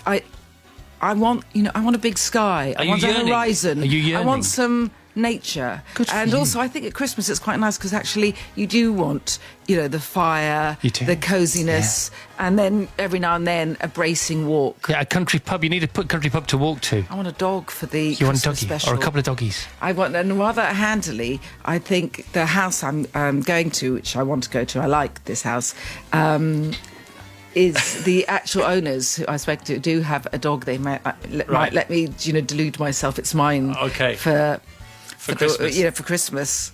And Wouldn't that would it be be- great? would Although it- I have no authority for dogs, so I don't know how that will quite work. I'll be cooking something and the dog will be jumping up trying to eat. I sense a change in Nigella. Well, it hasn't happened yet. Actually, everyone has those delusions about the countryside and whether I will actually manage when I'm there. But anyway, I even may invest in a pair of Wellingtons. See, there you are now. Yeah, I know. Oh, that's exciting. So, yeah, geography, big skies, lovely, lovely phrase that. Big sky, fresh air, chunky jumpers, Yes, Sunday not- lunches at yes. magnificent public houses that need our business. Yes. Village fetes. Village fetes. See, you get and into all nice that. little, I feel like cosy streets, cosy streets and wide open spaces. It's that wonderful balance. What about this? And- What about this? What about this? Going down a single lane, single car lane in your car, right? Mm-hmm. And arguing with the oncoming driver about who wants to let who pass first. The opposite of the city. No, you go first. No, you go first. No, you go first. No, you go I first. find driving in the country terrifying. Do you really? Yes, because really I've only driven mostly. I don't have a car right now. Isn't but that strange? in London, and I feel that you never know where a car's going to come from. It's in the not country. funny. Not scared of driving in one of the crazy cities in the world, but more frightened of driving when it's a lot more sedate and people are nicer generally in No, life. people go careering about fast in the country. Yeah, but they know they have like this sixth country sense that it's And all I going to be all always right. suspect they have been drinking. No, well, let's not say that. Let's not say that on the radio.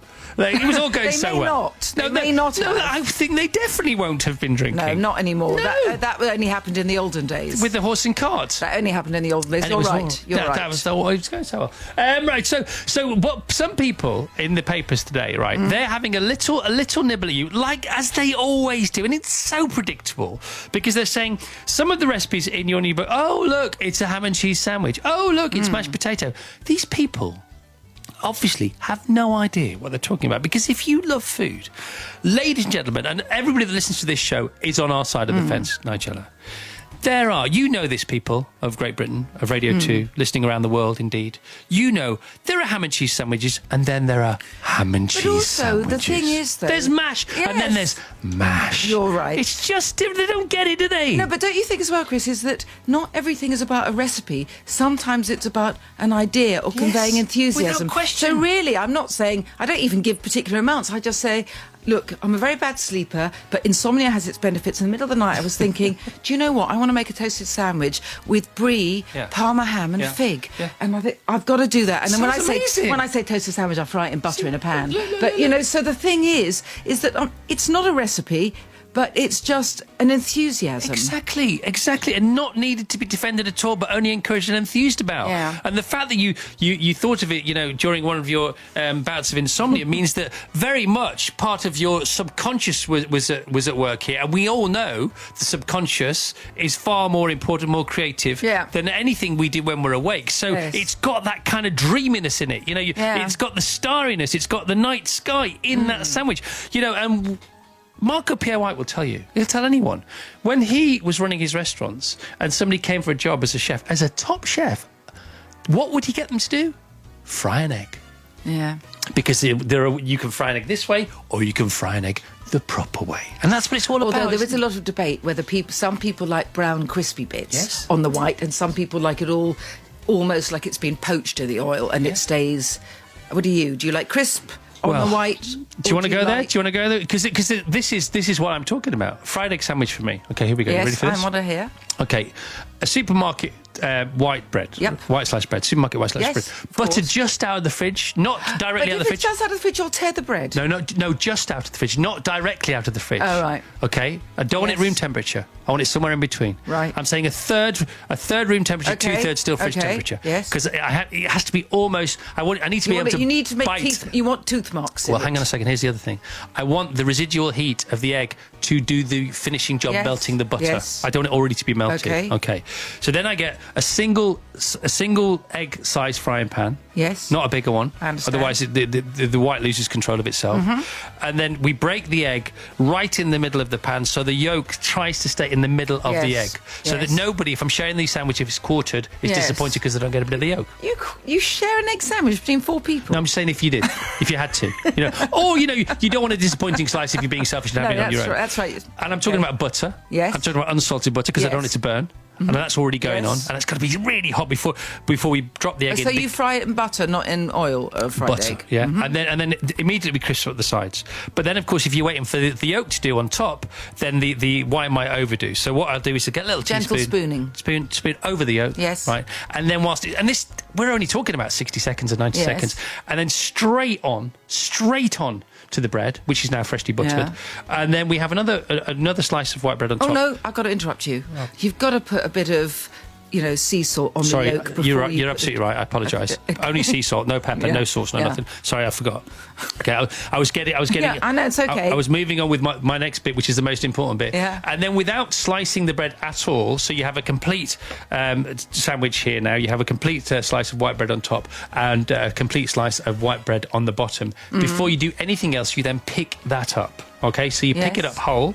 Okay, and then on the plate that you had ready to slice that sandwich. Right, you then place another slice of white bread because this is a yolk catcher. That is the most brilliant thing I've ever heard. Thank you very much. Thank you. Because you don't want to waste any of that yolk, and if the yolk hits the cold enamel of the plate, it will solidify, and that's wasted yolk. That is brilliant. See, and the only reason I'm saying all this is because people there is no such thing as a sort of off the run-of-the-mill production line sandwich. But anyway, I just feel the point is that those of us who love food and love eating like discussing the myriad ways you can enjoy food. And I love it when people just tell me that, that they might say, for example, they like, cheddar and marmalade sandwiches. Yes. I'm fascinated. Doesn't mean to say it's a recipe, but it's an idea. You just think, that sounds rather delicious. I think, if you can get pleasure in life, why turn away from it? What's wrong with people that they want to turn away from it? They're crazy. These people are crazy. You do things, and these people throw stones at the things you do. And I'm here to deflect those stones. As long as I'm the one who's allowed to eat the sandwiches, I don't care what they feel. And if we all keep doing yoga, we can eat as many sandwiches as we blimmin' well like. I nearly said another word then. Right, 19 minutes past 8. This is a book of ideas. It's called At My Table by Nigella Lawson.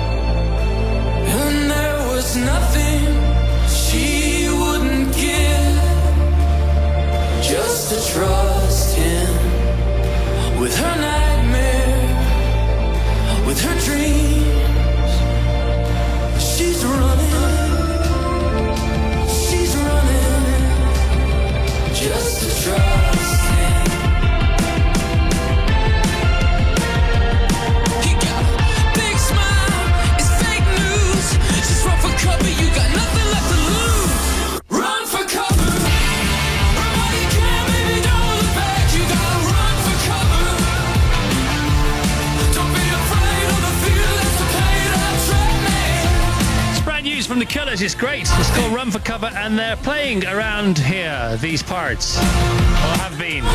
Maybe still are, who knows. 8:22, Radio 2. Friday morning. On the way, we have Martin Sheen and The Fizz, who are rehearsing outside and sounding rather fabulous. They were in the studio before me today at something past 5. And they are better than ever. Also with us this morning, Nigella Lawson, currently here now. She has this book. It's not a book, actually. It's a Bible. It's a Bible. It's very simple. It's a Bible. It's called At My Table, a celebration of home cooking. It's the same title as the TV show that's about to hit BBC 2 screens in October. Some say Rocktober. And you're back at the Beeb. How did we woo you back, and where from, Nigella? I never went away. Oh, sorry, I thought you did. Didn't you go to Channel 4 for a while? No, no. I mean, you're allowed to. It's not against the law. I started at Channel 4, sometime back in the 1850s. And then I'm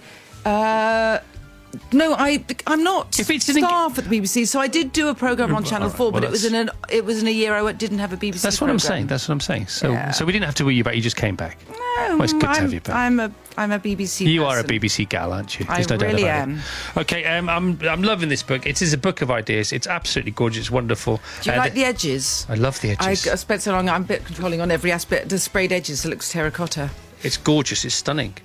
I know it's not the most important feature of the book, but for me it counts for a lot. Yeah, well, it does. I mean, because it looks beautiful. Every bit matters to me. Yeah, and it's more than the sum of its parts because of the care and attention. I once asked Giorgio Locatelli what the most important... I know, who doesn't? Giorgio. He's coming in soon, isn't he? A couple of weeks' time. I asked Giorgio what's the most important ingredient in cooking. He said love. Of course he did. Love. Yeah. Attention to detail. Yes. Asked somebody else, another chef, and he said hate. I can only imagine which one it was. Yeah, by the way, you're absolutely right. He's the opposite of Giorgio. Yeah. They both look similar from the back, but that's sort of it, really. Okay, so this book's out. It's great. Now you can hear people giggling in the background, thank God. And joining us now are two amazing actors. One started in The Office before solving crimes in Sherlock, whilst the other is an acclaimed stage actress who's also made us giggle in Green Wing and episodes. They're uniting on the stage in the West End for this political comedy, Labour of Love. It's the magnificent Martin Freeman and Tamsin Greig. Good morning, guys. Hurrah, hello. Good morning. Hurrah, hello. You know what I love about her book? It looks so good on the radio. I can the listeners can feel those edges. Yeah, good. Can't they? Would you like to feel them for real? I'm going to feel them. Feel them for real, Tamsin. It's the colour of them. I Don't know. you But they do. The colour feels good. Okay, it's weighty, by the way, substantial. Martin, have a proper feel. Excuse me, your sort of charcoal and terracotta look is an exact match. And look, with the colour of the lips as well. Look, everything. Can you give Martin it back, please? He was. I'm just enjoying pouring it. It's lovely. It's got that kind It's got some braille.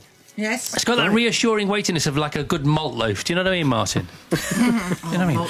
Malt loaf. Buttered or not buttered, Nigella? Buttered. Of course. Always. Fruitcake. Chris, what Fruitcake, recipe yes. am I looking at now? Hake. Correct. Hate. Thank you. No, hake. We've done hate already. Anyway, look. Whenever you want some cake, let me know. I have the cake here, and I have. There is cake underneath that thing there. Is it hate cake? Hate cake. No, it's Hate not cake. a hate cake. Right, okay. Okay, right, we're going to talk about your play. It's called Labour of Love. Do you have to be a Labour supporter to be in it or watch it and enjoy it? No, you just have to Not be at a all. really good actor. Okay.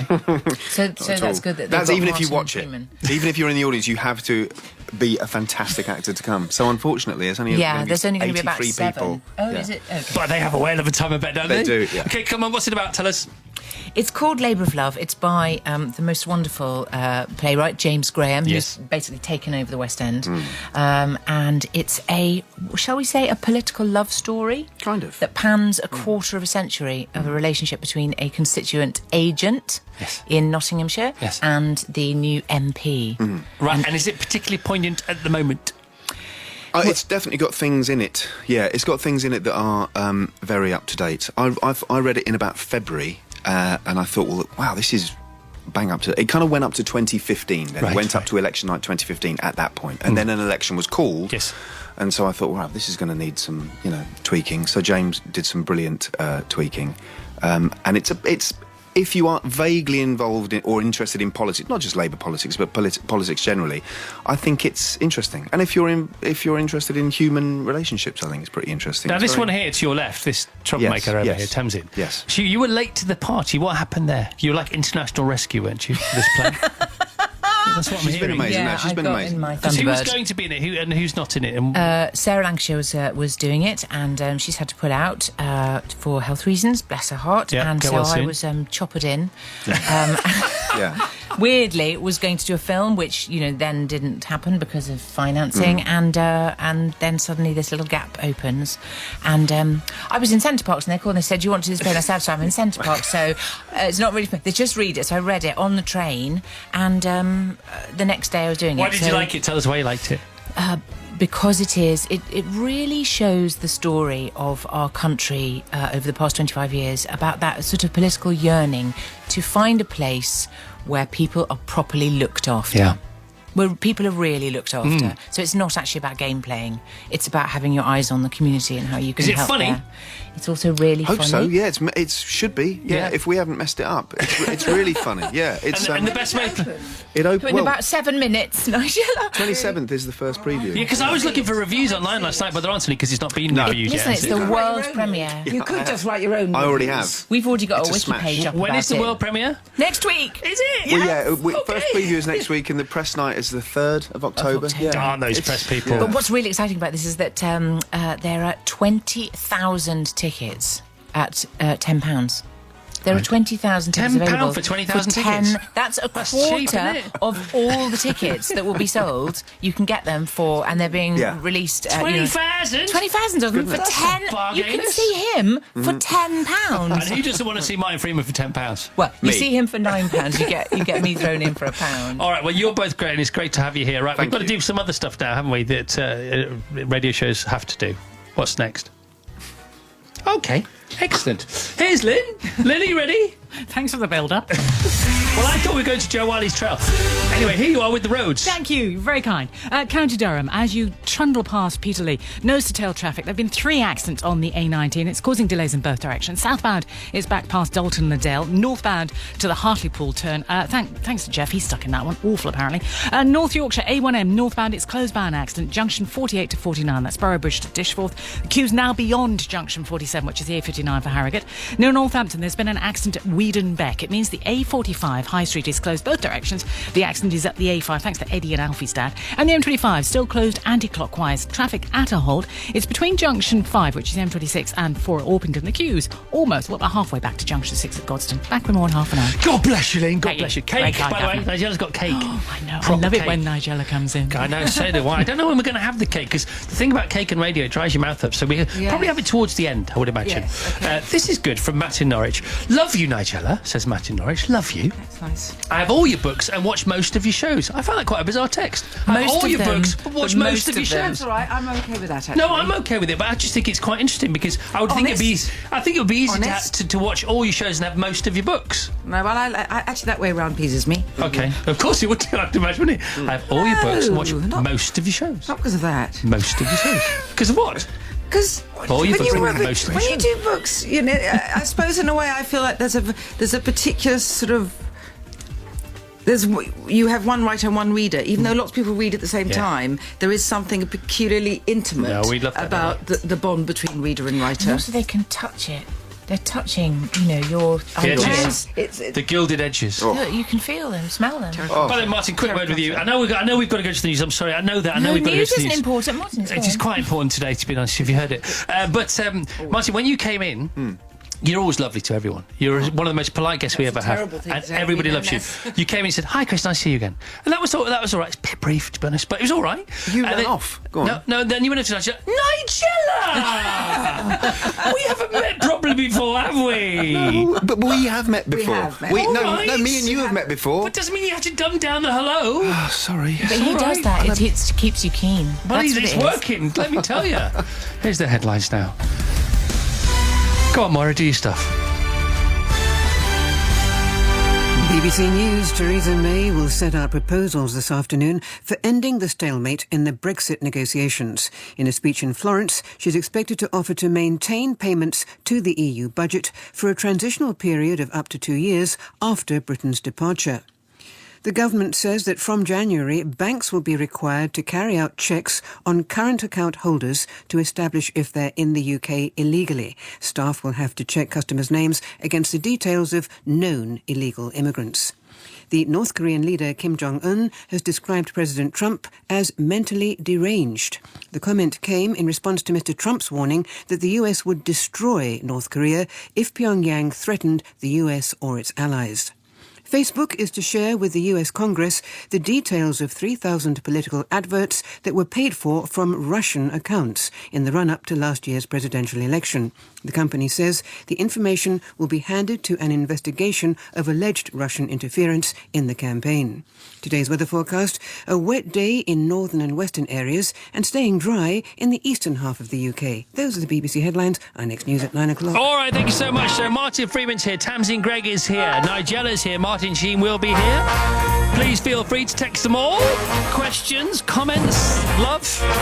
Only love, please. Respect, we'll take respect as well. On the text 88291. Email us chris@evans@bbc.co.uk. We're back on Nigella. What would you like to say? Michael Sheen. What? It's Michael Sheen.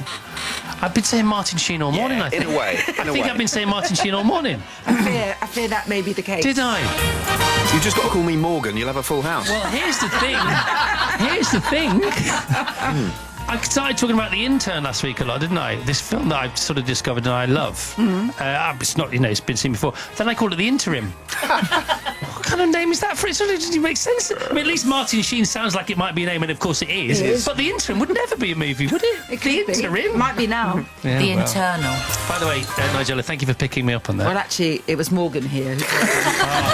My nemesis. Hey, look who's in the studio. The Fizz are here. Good morning. Look at you lot. Sight for sore eyes, rays of sunshine abound. What are you going to play for us first? Making your mind up. Making your mind up. Let's go for that, shall we? Well, I'm trying to decide whose guest is on there. Who's the guest on? That makes sense. Right, making your mind up. Here we have Bob, we have Cheryl, we have Jay, we have Mike, and we have Luke, and we have Matt. Well remembered me. All right, off you go.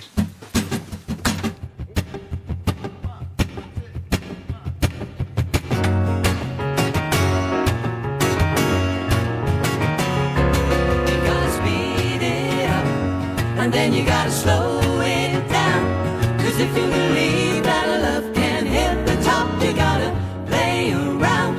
'Cause soon you will find that there comes a time for making your mind up. Here we go.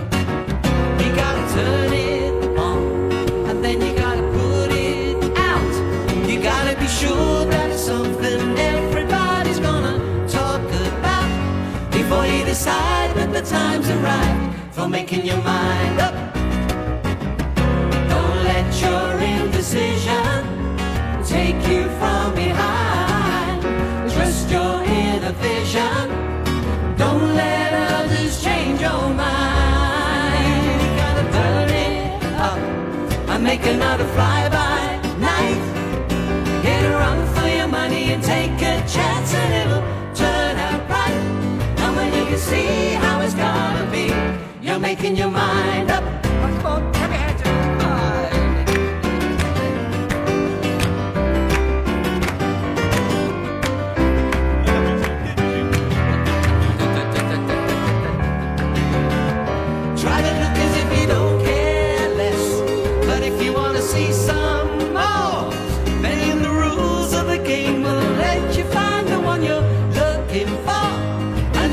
Show that you think you know, you're making your mind up.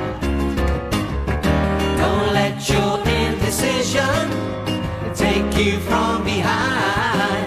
Trust your inner vision. Don't let others change your mind. And now you really gotta speed it up, and then you gotta slow it down. 'Cause if you believe that a love can hit the top, you gotta play around. Soon you will find that there comes a time for making your mind up. For making your mind up. For making your mind up. For making your mind up. Yes! Lovely! Wonderful! Superb! The Fizz, the F to Z of pop, is out when? It's out today. And the Fizz kick off their tour tonight in Westcliff-on-Sea. Oh, can we come? Westcliff-on-Sea on a Friday in September. Day Get in. Finish up in somebody's bedroom on the... Benidorm. On Friday the 24th of November. Guess who's coming up next on this show? Guess who's going to be... Is it Martin somebody? Is it? Yeah, no. Mr. Sheen. Can you say that? In a hotel in Amsterdam, a double pneumonia in a single room, and the sickest joke was the price of the medicine. I'm laughing at me now, may I please laugh along with you?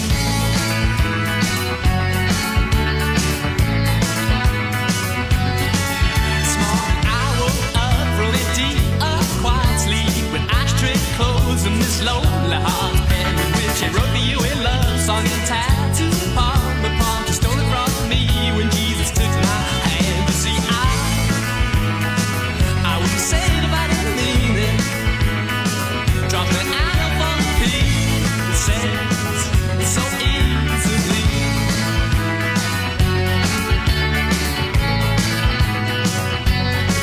I was AKB with a head full of attitude, with my heart in my sleeve like a stain, and my aim was to fool you.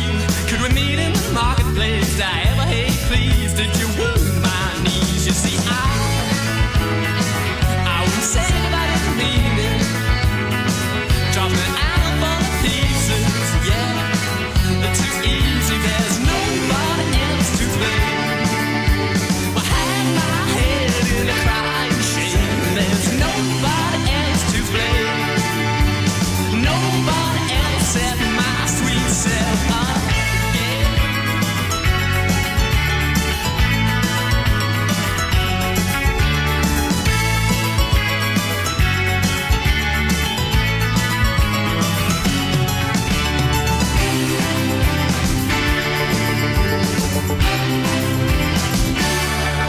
It took a long weekend in a hotel in Amsterdam, 24 gone years to conclude in tears. And the sickest joke was the price of the medicine. Are you laughing at me now? May I please laugh along?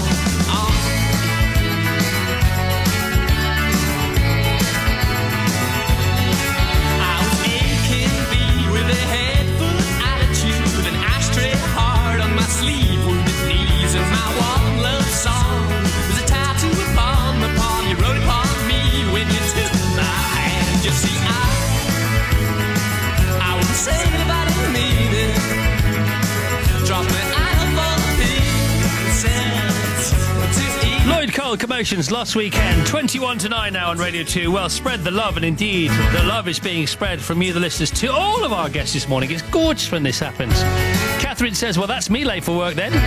Fizz sounding amazing. Acoustic making your mind up. Love it. From Emily and baby Tamsin. Morning, Chris. Please kindly tell Tamsin Gregg that while I was pregnant last year, I watched a lot of Black Books and ended up calling my baby daughter Tamsin because of this. After seeing her name in the credits, I think she's a fantastic actress. I'm so chuffed my daughter shares a name with her. How nice is that? Oh, that's so moving. That will cost her. You can't just have the name. So, thanks, but I'm so glad you said that because I was welling up there and completely stemmed the tears. Right, Martin, Alex says, my name is Alex, and Martin, you are my favourite actor ever. I love your performances in Sherlock, The Hobbit and The Office. That's Martin Sheen gone. Yeah. Do you have any advice on becoming a really good actor? Because that's what I want to do when I'm older, says Alex. Well, no, I don't have any advice. I don't know if it's good advice. I joined a youth theatre and then I auditioned for drama school. That was what I did. What do you mean you don't have any advice? That was advice. Okay, fine, but it might not be right for him. But it was. He it was didn't ask for the right advice. He just asked for can some I give him the wrong advice. advice? Yes. Give him the wrong advice. Yeah. Okay. Do as I do. Yeah. You're so funny. I haven't got any advice. Then you give advice. What is it? Sorry. Well, I don't know. So If it's nice good to meet you. So nice to see you again. Mate, when I came in here, you don't were make me now. Down, don't point. You were looking down at some bit of paper like that. I've got a ship to sail here. Go to your room And I and was just have a respecting think. that. Calm down. There are rocks abound. Debbie in Belfast says, Nigella, I have all your books and I've watched all your shows. There you are. I even have 2 copies of some of your books. Now, why would people have 2 copies of Oh, I have 2 copies of some people's books. And I can understand why, all of a sudden. When having a roast beef sandwich... No, I do, because I like to have one near the kitchen Yeah. and then one to read upstairs. Right, okay. Sometime, yeah. Okay. When having a roast beef sandwich on a Sunday night, we soak a crustless slice of white bread in the gravy and put it in the middle of the sandwich. Means the outside bread keeps its shape, but you still get loads of gravy. Oh, God. That's not the wrong How does thing that to sound? do, is it? How does that sound? It sounds fantastic. We don't need to be on the radio now. We need to be with Nigella in her kitchen, don't we? All right. Anybody else coming on the show now? Oh, yes. Brilliant. We have another guest. Bringing Hollywood magic to our Friday is a wonderful Welsh actor renowned for his perfect portrayals of Tony Blair, Brian Clough, Sir David Frost. And these go on and on and on. Here to tell us about starring in his new rom-com. I'm not sure it could be called a rom-com. It's better than a rom-com. It's called Home Again. Please welcome the fantastic Michael Sheen. Morning, Michael. Good morning. How you doing? I'm doing very well, thank you. All right, let's get the blonde hair conversation out of the way first. All right. Off you go. I've got blonde hair. Yeah, we do have more fun, and I am auditioning for The Fizz this morning. Is he in? Is he in? We're playing Neath next month, aren't we? Yes, we're in Neath. The Fab Four just became the Fab Five. Yeah. It's taking years off him, don't you think? Yeah. No, but it's for a role, though, isn't it? It is. What are you doing? I'm doing a TV series at the moment called Good Omens. I play an angel, hence the blonde hair. And David Tennant plays a demon, and we have to save the world. You do look about 14. Thanks. You look Alan Jones. Alan Jones around. What did you see? Oh, Superman. What was it called? Snowman. Was it Snowman? Yeah. I can't remember. No, it was called Superman, Chris. Yeah, thanks very much. I was being ironic for a bit of Friday time. You give me such a hard time. That boy. He used to be so nice. I didn't. That was your mistake. Okay, so this film, it's called Home Again, and it stars yourself and Reese Witherspoon. But she doesn't. Now you are the estranged husband. You're some kind of sort of reluctant dad. You're a music industry boss, mogul, whatever. But the point is, you're not there. You're the absent dad. That's right. And then she takes on not 1 but 3 toy boys, and suddenly you get jealous. You get I get hoity-toity. Yeah, you don't like this at all, do No. you? So what happens? You've just told us. No, I set it up. Opens next Friday. See you there. Nobody gets killed. Nobody gets killed. No, it's a lovely story. It's very nice. Having myself, my daughter is now 18. Yes. And so she has grown up in a slightly non-traditional family setting. So I've been a part of that. And this film is sort of about that, really, about sort of non-traditional families. And it's very loving and warm, and it was lovely to be a part of. But it could be, and I said this to Martin before, it could, because it's one of those scripts which is so gentle and so nuanced and so subtle. It could be over saccharine, it could be over sweet, it could be over cute, it could be sort of too sweet for itself, but it's not at all, and that's a really tough thing to pull off. Yeah. But the writer has pedigree. Tell everybody She comes why. from good stock. Well, she is the daughter of Nancy Meyers. Now, who's Nancy Meyers if people don't Nancy know? has done amazing films like It's Complicated, Something's Got to Give. Nancy has created a whole sort of genre of film herself, really, and that takes a lot, to be able to make your own kind of particular niche of films. And they're gentle, aren't they? They're so kind of real, It's Complicated. When that comes on, I watch it every single time it's on. Meryl Streep, Steve Martin, Alec Baldwin. It's just fantastic. And so Hallie, who is Nancy's daughter, has written and directed this. Nancy produced it, so it's very much in that oeuvre. It is, isn't it? It really is. And I'm talking about The Intern. She only discovered last week. She wrote that as well, didn't she? She did. And also the Private Benjamin story, which is amazing, isn't it? The revolution. Yeah. Private Benjamin was classic. a revolution, wasn't it? Because it was the first time there was a female-only lead in a Hollywood movie ever. Private Benjamin is such a fantastic Isn't it great? film. It is such fantastic. Well, and on this film as well, you've got Reese, who's the star of it. You've got Nancy producing it, Hallie writing and directing it. It was really brilliant to have a film that was from a woman's point of view of that kind of a story. So you're just kind of like an add-on. I was just there for entertainment and to do dances every now and again for everyone. It's funny because you are like the control. If it was a laboratory experiment, you'd be the control. There's the bloke. Yeah. Because I was trying to figure out last night, what is it? There's that great book, Men Are From Mars or Women Are From Venus. And I think basically, I don't know if I should say this on the radio, but I think basically all men are not all men are idiots and all women are insane. Write in, everyone, if you agree. Why would you think that's something you shouldn't say on the radio? Do you know the list of stuff I was told I shouldn't say before I came here? Was that in there? No. Oh, so I it's didn't okay make that I it. said that should then. have been one. That should have been rule one. I think men are generally just idiotic and sometimes insane, and women are insane but hardly ever idiotic. That's what I think.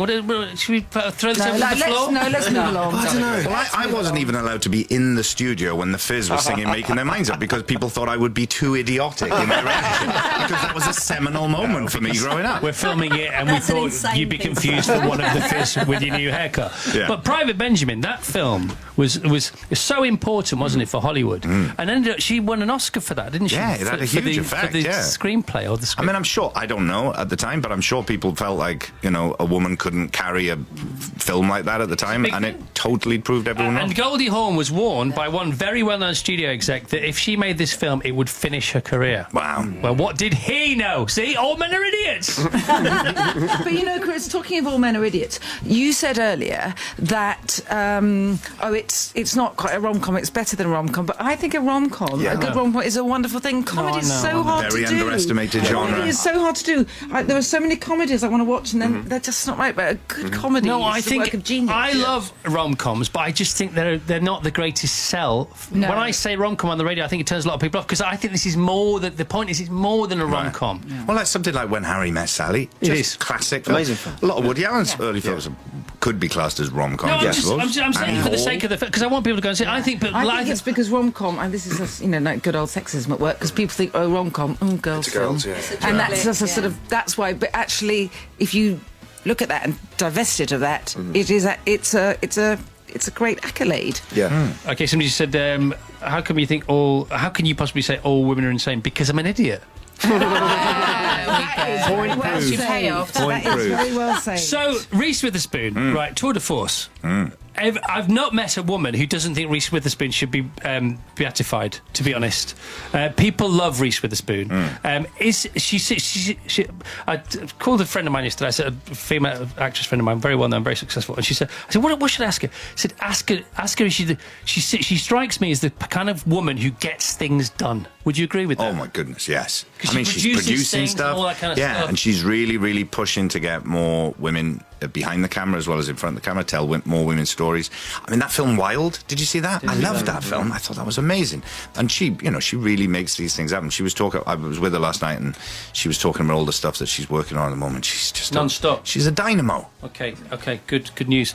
And these three kids, I like it also because it's a movie about the movies, and I love movies about the movies, don't you? The Player, things like that, you know. And it's about these three kids who are in their 20s and they're trying to get a movie made, and they end up all moving in and being her three toy boys. And it takes three blokes to make one decent bloke, doesn't it? And that's sort of the theory, isn't it? Would you say that? Yeah. So one is romantic and gorgeous and handsome. The other one is gorgeous and feeling and sort of nerdy-ish, and then the other one is sort of, the best friend. Yeah. And there's a great line where Reese sort of puts her head on the best friend, who's also kind of in love with her, on the best friend's shoulder and says, because you're just like a woman. And that's, of course, what every man wants to hear. All right, I've got to crack on now. We'll have some more Bucks Fizz. Sorry, more Fizz. Yeah. Sorry, it's very hard not to say the Bucks.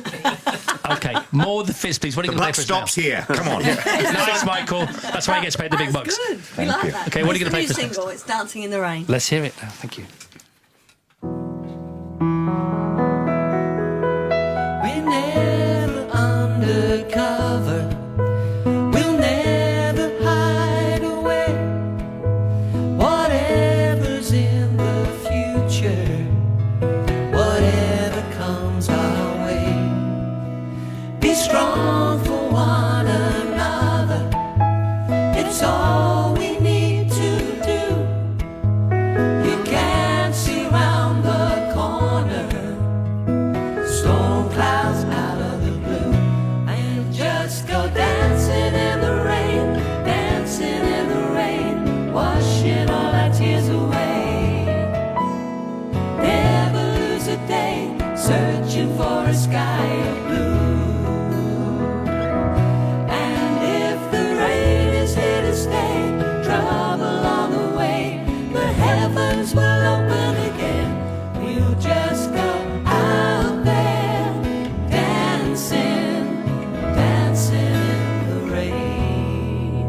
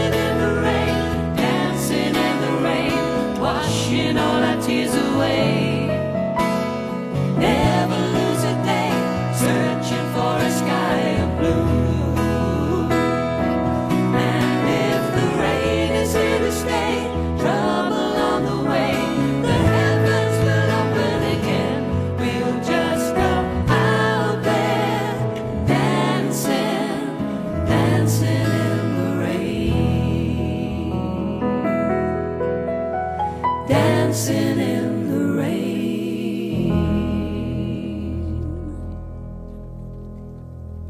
Beautiful. Absolutely gorgeous.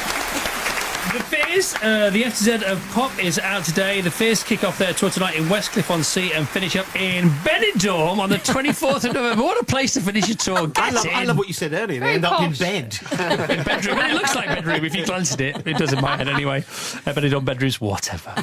How are you going to get to Westcliff-on-Sea? Tell us you have a tour bus. Go on. Yeah. Oh. We do. We're going to go home. We're going to get a couple of hours sleep because listeners, we were here at 5 a.m. We're going to get a couple of hours sleep and then we'll be on our way at 2. Good for you. Yeah. And you stay on the tour bus for the whole... What, sleep on it? Yeah, yeah. No. Home. South-End's fine. We're going. I'm driving them. I'm the driver. I'm driving them to be driver. Yeah. They don't know where they're going. You think you're chocolate, you does, Lush. we got Michael Sheen with us. Michael stars in Home Again, which is out in cinemas next Friday, 29th of September. It's a really, really fantastic film. Martin Freeman and Tamsin Greig. Martin and Tamsin star in Labour of Love. Not seen it, but I'm sure it's really, really fantastic. London Snellcow Theatre until Thursday, the 2nd of December. No one's seen it. They have seen it because you've been previewing. No, we haven't. That's the thing. We're literally 7 minutes into rehearsal. Who does that? Yes. Are you insane? Yes. Oh, yeah, woman. I am. He's an idiot. So no previews. No, we are. No, we are. But we're previewing they're from to come. Wednesday. Yeah. But it's the world premiere next week. Yeah. Do you understand the concept of time? This is now. This is happening now. Then the preview's happening in the future. Yeah, I know. And then onwards. But usually you preview for a couple of weeks, don't you? Yeah, but you know. Is it no good? Everything's been Look at the calibre of actors we have here. They've been doing for weeks. We've barely done a read through. Have a smell of the stage. We've done a read through, mate. Tell you what, we've done a read through, Governor. Nigella Lawson is here. Look, Nigella's and there's cake underneath it's that cake. thing. Now that's not a cloche, is it? What is that? Well, if you want to speak French, it could be a cloche. I just call it the lid. And by the way, as a kid, when you see a cloche, who doesn't want to bang it together like a pair of cymbals? Oh. If you don't want to do that, you don't have a heart. Nigella's new recipe book, At My Table, is out now. The accompanying TV series begins on BBC Two at the end of October. It's 5 to 9, and here's Sarah Cox. Every Friday night, Sarah Cox brings you the sounds of the 80s. Yes, once again, you can enjoy not only the sounds, but the sights of this Technicolor decade. With me, Sarah Cox. With special guest, Alison Moyet. There were such fantastic days putting out records then, because it's not like today where you get midweeks and you're given a clue of how your record's doing. For us to find out where our record was, you had to sit down and listen to the Radio 1 countdown just like everybody else, you know. I love that you were sitting at your mum and dad's house, weren't you, on the floor? On the floor, because we didn't have enough chairs. Radio 2 Sounds of the 80s. Tonight, watch from 10:30 on the BBC Red Button. Okay, in defence of my concept of time, I've just been given a new sheet with a proper date of the things to play on, which was but not where it was going to be. Well, thank you very much for that. That's not going to be on radio. I am an idiot. Okay, moving on. Here's Lynn. Thank you, County Durham. Past Peterlee. It's pretty bad, I'm afraid, in both directions on the A19 after 3 accidents. On both sides of the carriageway. Southbound, it's back to Dalton, Liddale. Northbound from the Hartlepool turn, which is the A179. And the tailbacks seem to be starting in the Shotton area. North Yorkshire, A1M northbound, it's still closed. Has been all morning by the accident. 48 to 49, Boroughbridge to Dishforth. The queues are now beyond junction 46 at Wetherby. If you're near Northampton, there's an accident at Weedon Beck. It means the A45 High Street is closed both ways at the junction with the A5 following that accident. Queues on the M1 northbound to Luton, junction 11A. There's an accident on the exit slip road. The queue's back to junction 10. And the M25 anti-clockwise, it's still blocked. There's an accident. Lorries involved. It's between junction 5 and 4, M26 through to Orpington. Queues now to the M23, which is junction 7. Lots of people are leaving at junction 6, which is Godstone, which is making the A25 pretty busy as a result. I'll be back with more in about half an hour. All right, thank you so much, Lynn. So our guest this morning, with us till 9:30, coming up after the news, 2 more songs live from the Fizz. We'll be pausing for thought, and we'll have questions from the guest to the guest. But Michael Sheen had a huge premiere in London last night. How was it, Michael? It was huge. Was it good fun? It was lovely. I had a very nice time, thank you. As premieres go, out of 10? I'd give it. I'd go all the way up to 11. Would you? Yeah. All right, and you look well today. So you didn't have a late one. I did have quite Did you? Good boy. Okay. Well, it must have been very late then, because you still look all right, which means you sort of have it. Because the only way you look all right after a late one is if you're still on the late one. Yeah, Don't you? it hasn't finished yet. Oh, good boy. Excellent. Did you get invited, Martin? Were you invited? Yes. Yeah, did you go? No, I wasn't really invited. Tamsin, were you invited? I didn't want to go. Didn't want to go. Nigel, were you invited? No, not me. We're very glad you had a nice time. How is recent premieres? Does she very good. Does she stay for the film? She doesn't. She doesn't. Oh, you because totally. she's seen it so many times, and she had to go and do something. She was doing Graham Norton. Was she? Am I allowed to say that? Suddenly panicked. I never watch my programmes. I don't like watching myself. I don't understand why. You know, it's quite normal to me to think you wouldn't want to watch yourself. You do it, but it's. Watching yourself is uncomfortable, I think. All right. Well, off your chest, I know that. Look, I know a lot of actors don't think that, but I'm not an actor, so. Okay. Well, thanks for that info anyway. I'm ready all the time. I love it at premieres when it rains and the red carpet gets all frothy. Been to one of those? Been to one of those? Yeah, It's like celebrity cappuccino-esque. soup. Yes. Yeah, a bit veloute-ish. French for velvet, apparently.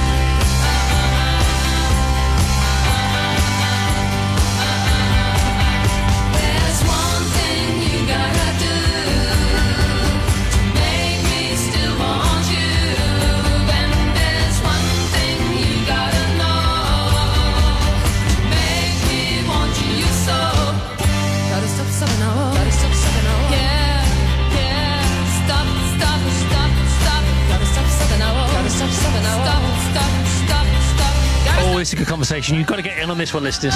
Pretend to stop you sobbing.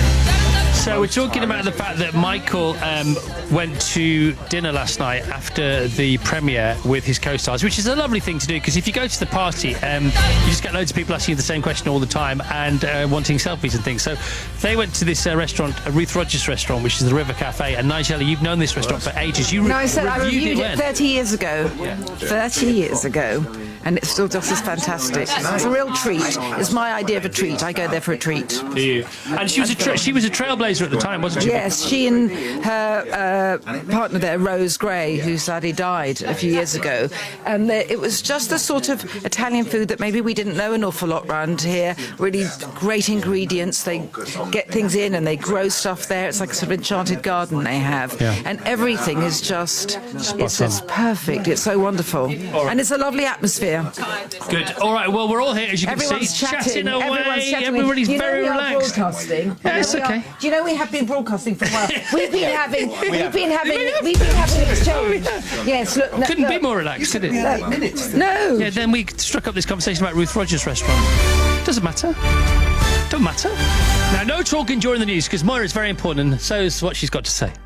Theresa May will say the UK and the European Union have a responsibility to make Brexit work when she makes a key speech in Florence later today. The Prime Minister is expected to propose a 2-year transitional deal to try to break a deadlock with EU negotiators. There's been speculation it could cost Britain £18 billion, but the Transport Secretary, Chris Grayling, wouldn't be drawn on the size of the contributions being offered. I can't anticipate the nature of the negotiations that are going to happen. What I've said is that we're a nation that meets its obligations. There are, of course, things where we absolutely accept that Britain has obligations. The Prime Minister said that all year.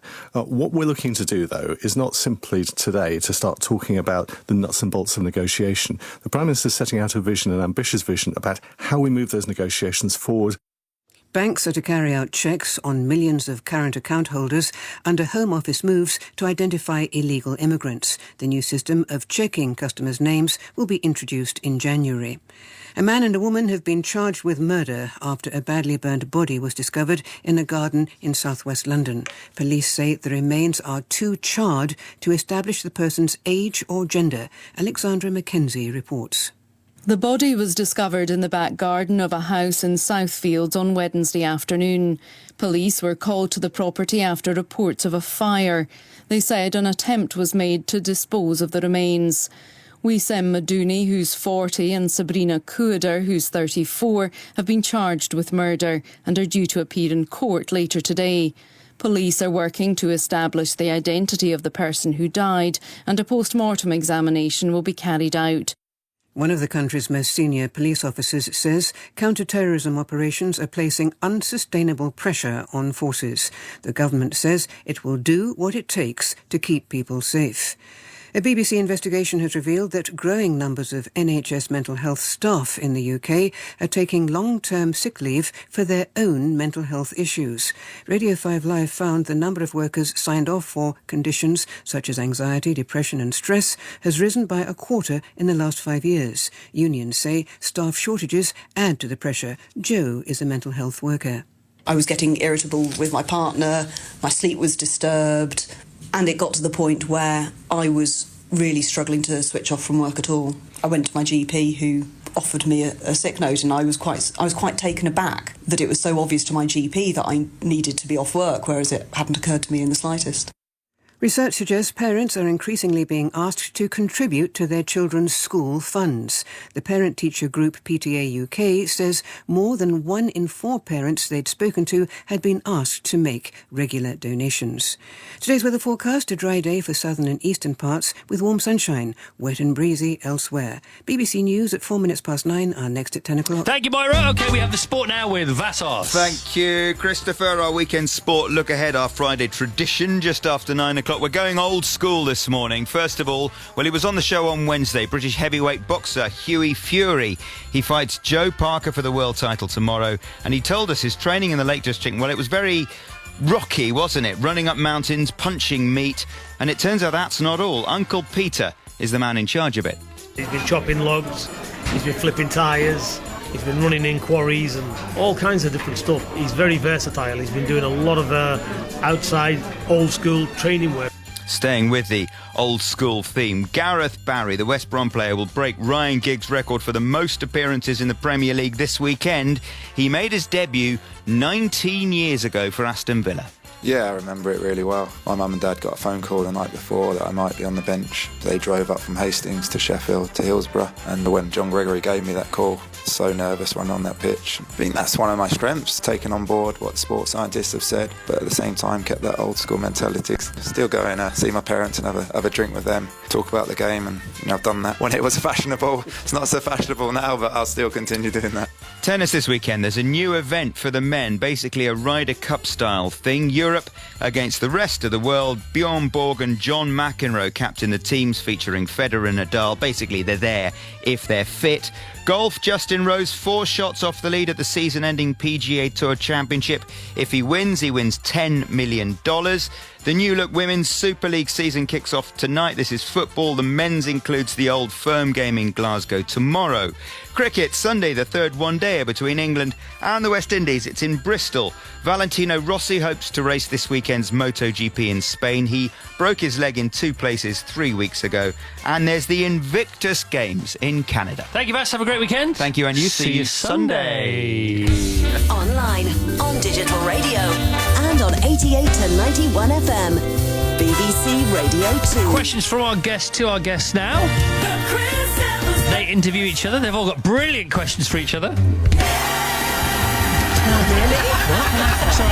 I've got a question? Yeah, Can not I yet, start? not yet. Oh, sorry. Got one more song. That's what's it's Okay. trail. I'm trailing this promo. I'm trailing right. it. I'm hooking them in. It's the time problem again. Okay, by the way, please don't send us texts that are going to divide the group here from Margaret in sunny Cardiff. Margaret, I know you meant well, but nobody needs this. Chris, please tell Michael I think he's the best actor of his generation. Martin, how do you feel about that? Yeah, that's nervous I laugh might from agree. Martin there. I may agree with that. You may agree, but there's no need for that. She's from Cardiff, isn't she? Yeah. She may be a That's her little world. biased. Yeah. And her so maiden nice. name was Sheen. Yeah. Mum, stop writing in. It's embarrassing. Well escaped, boys, well escaped. The Welsh rule the world, she says. Oh, there you go. There you go. Margaret in sunny Cardiff, and she's lying about the weather too. There you go. I will blow your mind, I just can't stop. Burn a candle in my name. You can bury me with all my shame. The poison of sadness, the breaking of a heart, the echo of madness tearing us apart. Oh, it's tearing us apart. I've been falling for the day, like I'm falling for the night. Running from the darkness till I'm running from the light. I've been falling for the day, like I'm falling for the night. Trying to make it better, but I just can't get it right. No, I just can't get it right.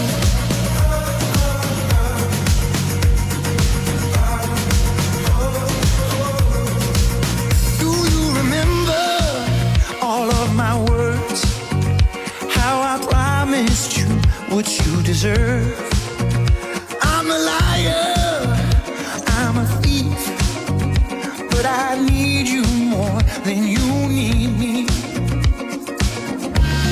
The poison of sadness, the breaking of a heart, the echo of madness tearing us apart. Oh, it's tearing us apart. I've been falling for the day, like I'm falling for the night. Running from the darkness till I'm running from the light. I've been falling for the day, like I'm falling for the night. Trying to make it better, but I just can't get it right. No, I just can't get it.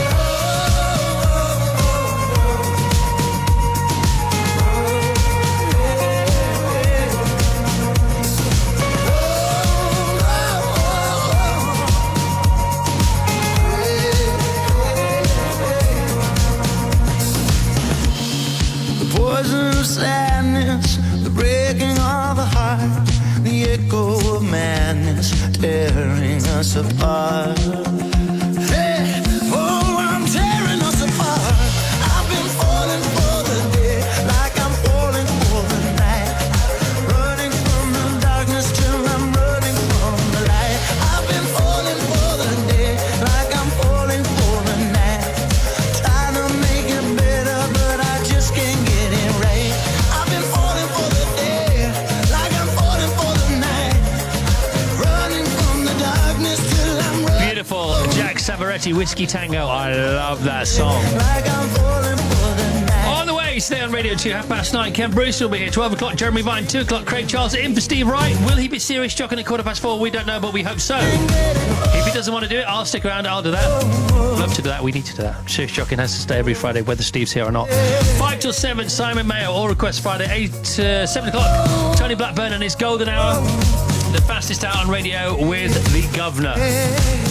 Nobody spins the platters that matter better than Mr. Blackburn. And I don't mind saying that. Right, on the show this morning, we have been graced and buoyed and effervesced by the presence of some brilliant guests. Nigella Lawson is here. Nigella's new recipe book, At My Table, is out now. The accompanying TV series begins on BBC Two at the end of October. Martin Freeman and Tamsin Grigg are here. Martin and Tamsin star in Labour of Love, opening on the 27th of September at London's Noel Coward Theatre. Michael Sheen stars in Home Again, out a week today, with Reese Witherspoon. Cracking film. And The Fizz, the F to Z of pop, is out today. And The Fizz kick off their tour tonight in Westcliff-on-Sea and finish up in Benidorm Elm on Friday the 24th of November and are playing Windsor on Sunday. Now, Windsor, we're all pitching up for the half marathon in Windsor, right? 10 o'clock. And then we've got a pub lunch booked at 2. What should we do after that? Come and see the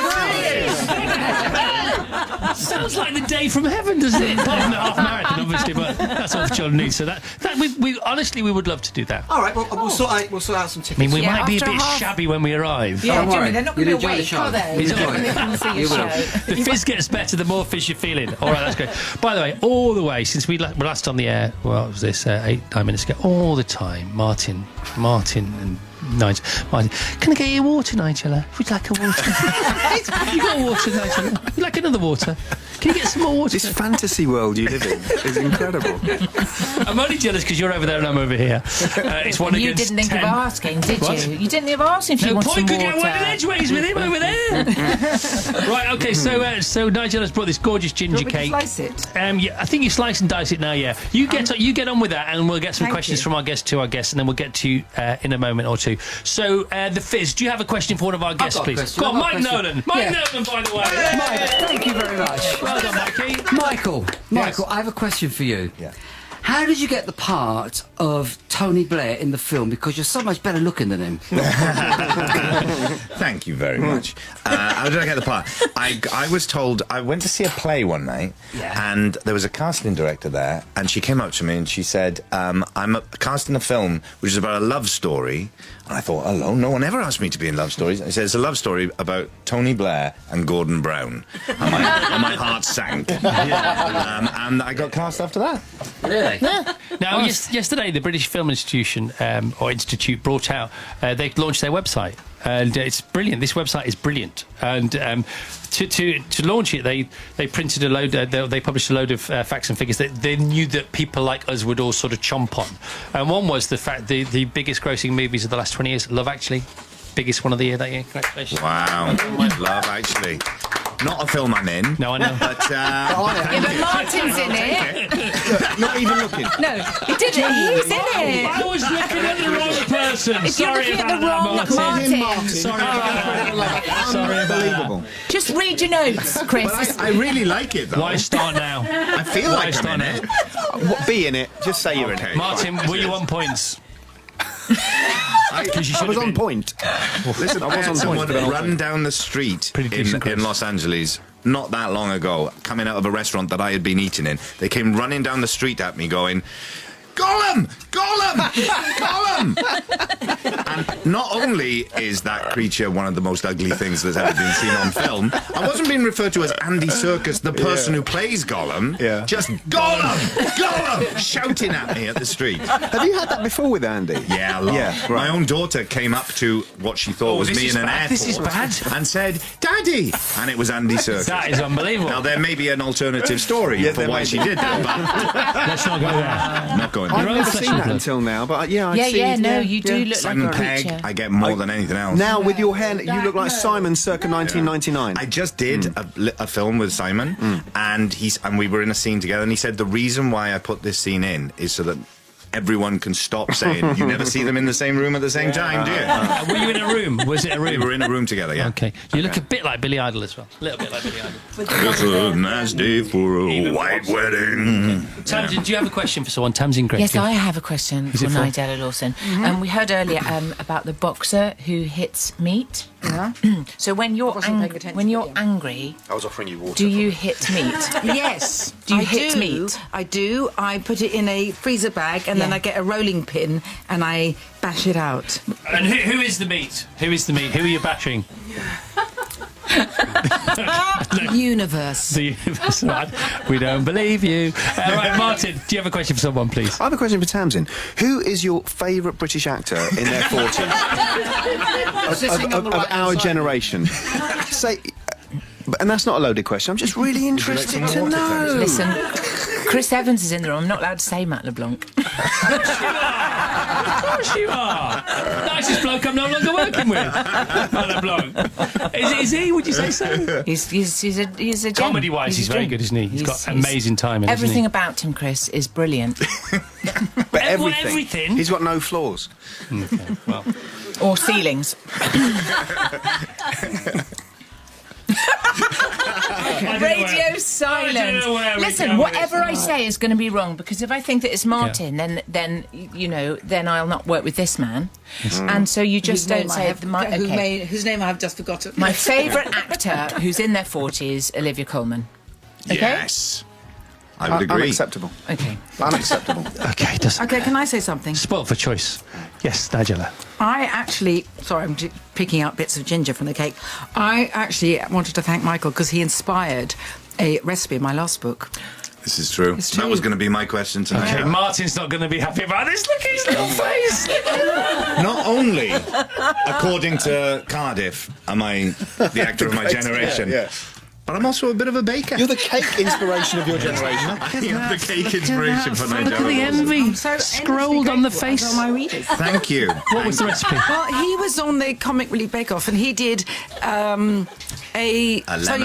lemon pavlova based on one of your grannies. Yeah. Yes, Yeah. But you know, it was many layered and very complicated. So I just took the idea and went with it. So I did a lemon pavlova, a bit different, but the same, exactly that. Very good. Inspired. Did name him. Well, my pavlova, obviously, Sprinkle. is a little bit too advanced for Nigella Not to too advanced. actually recreate. It So a is simpler much too- version is Were what's you trying to make it into a rocket at the same time, or was that another cake? I think that was another cake, yeah. No, but yes, it was Martin, too you're right. advanced. You're right. You don't want Are you sure? How are your pavlovas, It's be all right. It's fine. Penny's going to be good. It's fine. But have you made mine? You'll always be the Hobbit. I haven't as yet.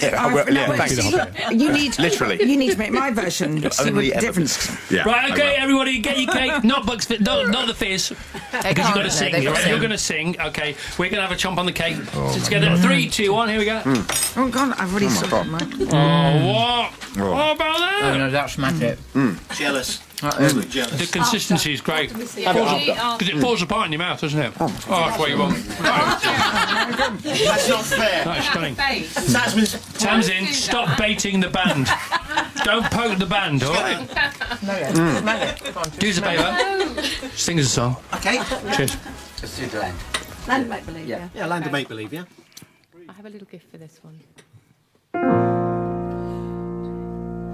Stars in your eyes, little one. Where do you go to dream? To a place we all know, the land of make-believe.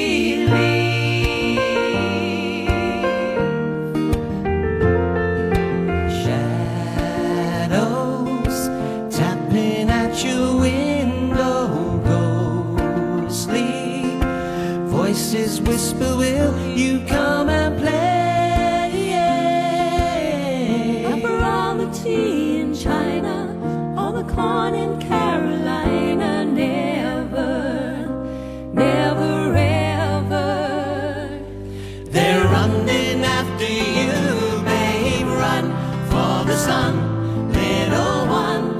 You're an outlaw once again, time to change, Superman will be with us while he can, in the land of make-believe.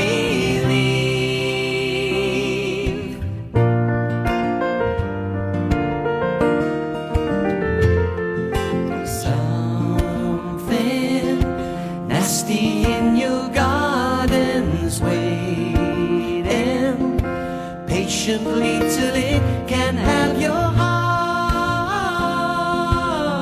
Try to go, but it won't let you. Don't you know it's out to get you? Running, keep on running.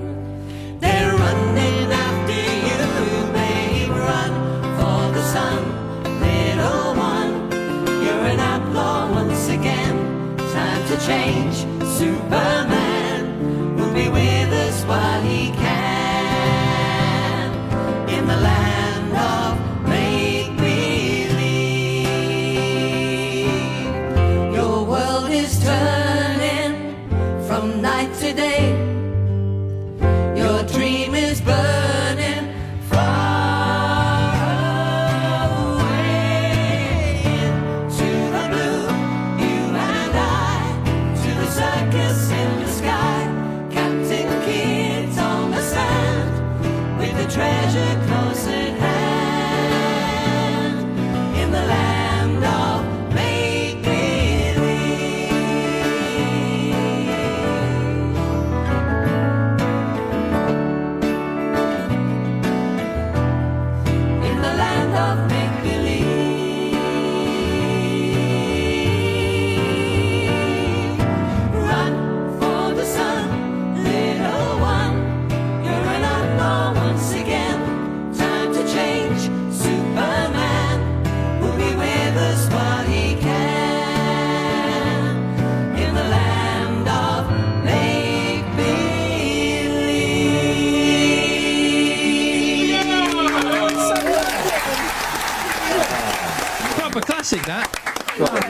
Michael was singing along. He is the 5th Fizz member. That's right. He wants the gig. He wants it, man. Dude.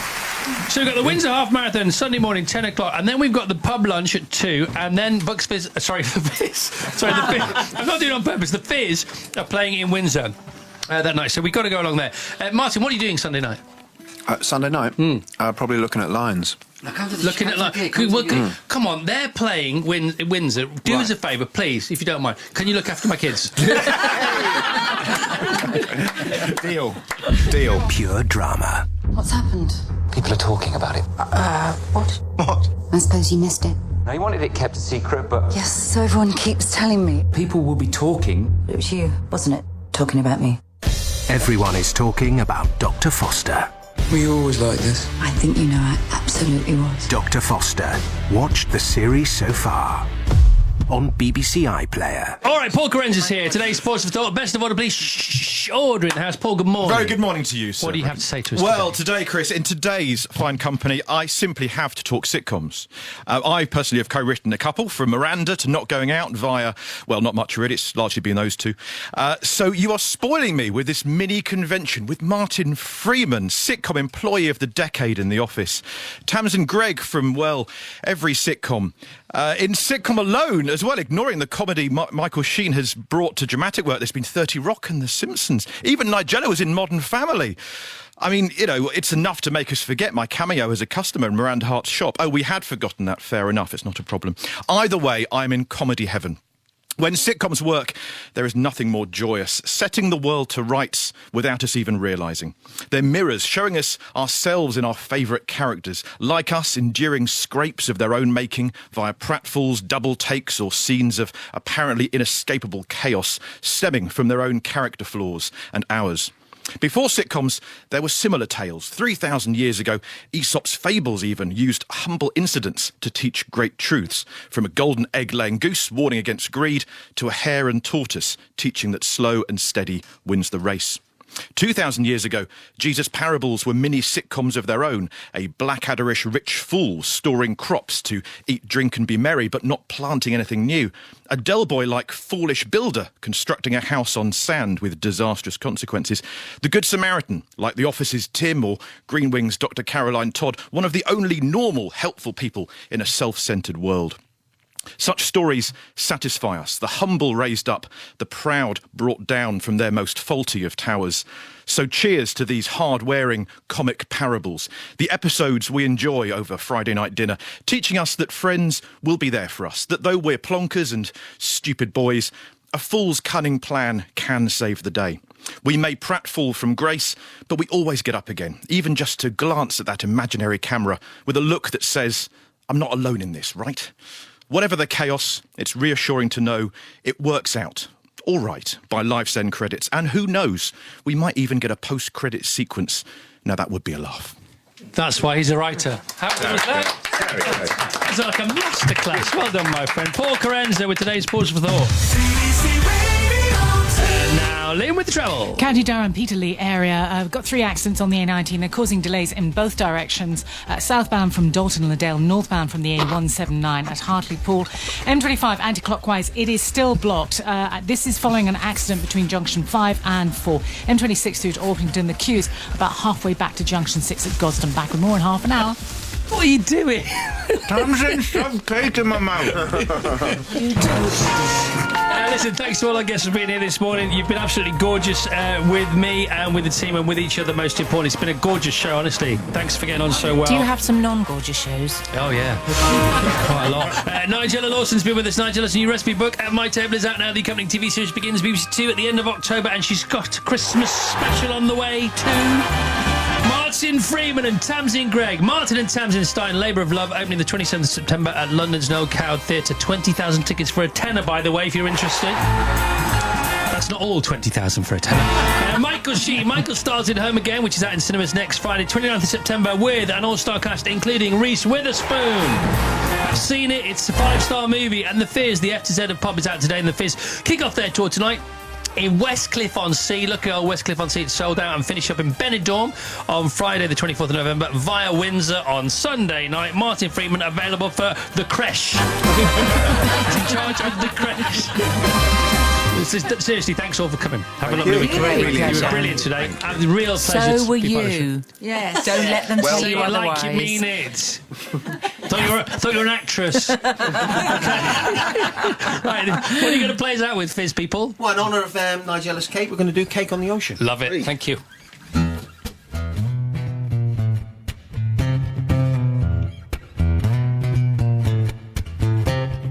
Oh no. See you walking around like it's a funeral. Not so serious, yeah, why those feet cold? We're just getting started, don't you tiptoe, tiptoe. Ha! Waste time with a masterpiece, waste time with a masterpiece. Ha! You should be rolling with me, you should be rolling with me. Ah! It's a life that's meant to be, it's a life that's meant to be. Ha! But you're moving so carefully, you're not living dangerously. Oh, talk to me, baby. I'm going blind from this streets we craving. Oh, let's lose our minds and go crazy, crazy. Ay, ay, ay, ay, ay, ay. Keep on hoping, cake by the ocean. Walk with me, baby. I'll be Didi, you'll be Naomi. Oh, let's lose our minds and go crazy, crazy. Ay, ay, ay, ay, ay, ay. Keep on hoping, cake by the ocean. Oh yeah, now we're licking frosting from our own hands. Want another taste? I'm saying oh yeah. I'm tired of all this candy on the dry land, dry land. Ha! Waste time with a masterpiece, waste time with a masterpiece. You should be rolling me, you should be rolling me. Ah, it's a life that's meant to be, it's a life that's meant to be. But you're moving so carefully, you're not living dangerously. Oh, talk to me, baby. I'm going blind with this streets we craving. Oh, let's lose our minds and go crazy, crazy. Ay, ay, ay, ay, ay, ay. Keep on hoping, cake by the ocean. Walk with me, baby. I'll be Didi, you'll be Naomi. Oh, let's lose our minds and go crazy, crazy. Ay, ay, ay, ay, ay, ay. Keep on hoping, cake by the ocean. Ooh. Ay, ay, ay, ay, ay, ay. Keep on hoping, cake by the ocean. Ooh. Ay, ay, ay, ay, ay, ay. Keep on hoping, Willie cake by the ocean. Yeah, what a way to end. Bang on time to the second. 9:30. Oh my goodness, true pros. There you go. From some to one other. Ken, are you there? Yeah, just about. Oh, I hi, wasn't hi. expecting you so soon. That's I know, lovely. sorry about that. Fantastic. Fizz are in charge. Great to hear the Fizz. They're always in charge.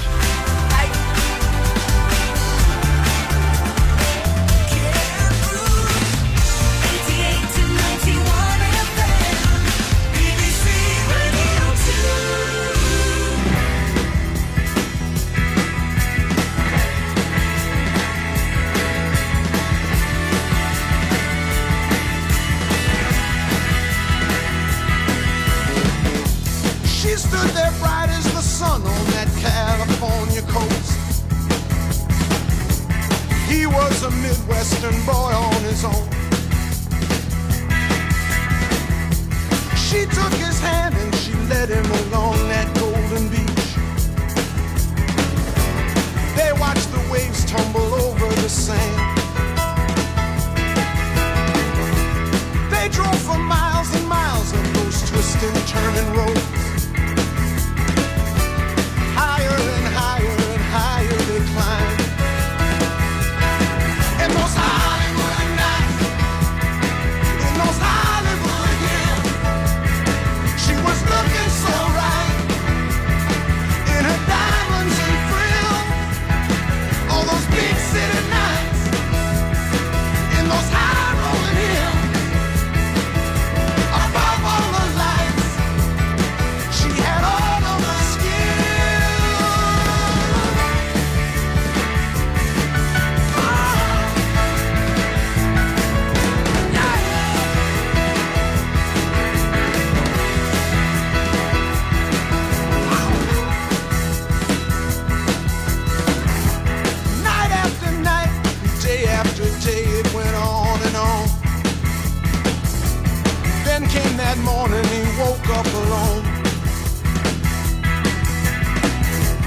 He spent all night staring down at the lights of LA,